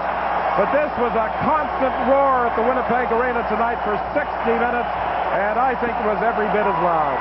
Well, it was just a terrific hockey game, and you're right, Don, it doesn't get any louder than it was here at the arena. There's no question that the Sea of White gave this club a huge boost, but all the credit in the world should go to the Winnipeg Jets. They instituted the game plan of Terry Simpson to perfection. They got out there, they started throwing the bodies around, and it paid off big time. Chad Kilger, the rookie, scores the winning goal after the Red Wings had tied it in the third period. Olchek and Manson followed up, and the Winnipeg Jets win it by a score of 4-1. Let's go to Ron McLean at the Toronto Broadcast Center. Ice against Detroit, and of course the New York Rangers upset Montreal at the Molson Center. That's two-thirds of the Canadian story. The final element of the Canadian story is taking place at the Canadian Airlines Saddle Dome as we go now to Ken Daniels and Jim Poplinski. We welcome viewers coast to coast now. We're watching the Rangers and Habs and the Wings and Jets here at 7-5, Chicago leading Calgary. 40 seconds to play. Flames with their net exit. Strelowski around back of the net. Carney gets over there, and a penalty coming up to Chicago for cross-checking, so Calgary will now have one less Hawk out there to worry about. The Hawks scored 3 goals in a minute 25 of the second period to start, 2 on the power play to take a 5-0 lead. Then the big Flame come back. Here's the cross-check that gives Calgary an extra man advantage right in front of the net. It's Bernie Nichols who gets caught by Koharski. This has really been an up-and-down roller coaster game. Chicago taking a huge lead, 5-0. Calgary coming back, and then Chicago with 2 quick goals here in the third period to go ahead by 3. Chason just scored to reduce it to 2, and the Flames have had their goalie pulled since the 2-minute mark. Calgary scored 3 in 4 minutes and 24 seconds of this third period to get back in it, as it's taken by Zalapski with Bronick on it. Up the boards, though. Brent Sutter, who's one of these Chicago goals this afternoon, held it in. Chason working it ahead to Jerome Iginla, who's playing his first National Hockey League game, just signed by the Calgary Flames this morning. Didn't have time to worry, thrown right into the lineup, and he has a point this afternoon. Here is Iginla. Former Kamloops Jr. gets one through the crease. Back to the point it comes. 2-goal scorer. Chason in front as the buzzer goes to end this hockey game, and it was a wild one after Chicago led it 5-0. The Flames stormed back, got within 1, but then the Hawks scored too quickly, and they wound up winning it 7-5 for a commanding 3-0 lead in this series. So Chicago was great composure to take a 5-0 lead and then perhaps let off a little bit, and that combined with Calgary stealing some momentum made the game close, but not close enough. Final shots on goal, the Flames 33, Chicago 23. But it's the Hawks beating the Flames 7-5. Hi, I'm Peter Jordan on a special It's a Living. It's showtime! It's hockey night in Disneyland. And where did Disney go to produce their hockey games? Why, to these 2 Winnipeg women. Tomorrow on 24 Hours. When morning breaks, there are new stories to be told and issues to understand. Only one radio program delivers the news and more you need when you wake up. Information Radio 990. Miss a morning, miss a lot.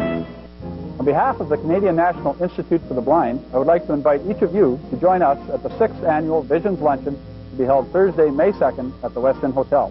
Our guest speaker this year is Mr. Alan Fotheringham, best known as the back page of Maclean's magazine.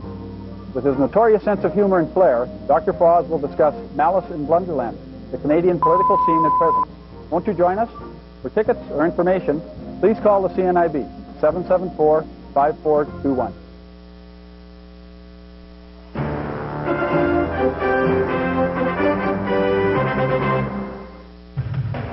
Molson Hockey Night in Canada on CBC. Brought to you by Molson Canadian.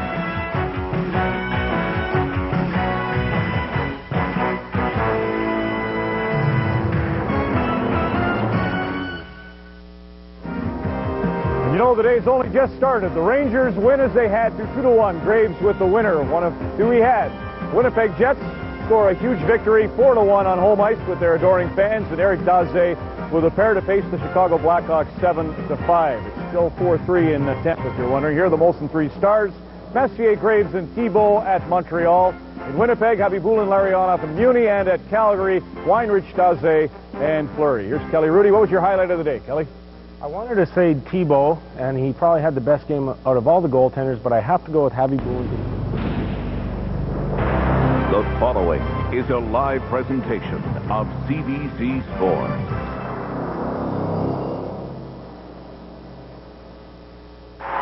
Winnipeg fans came to entrench the memory, recapture the bedlam, and relive the bliss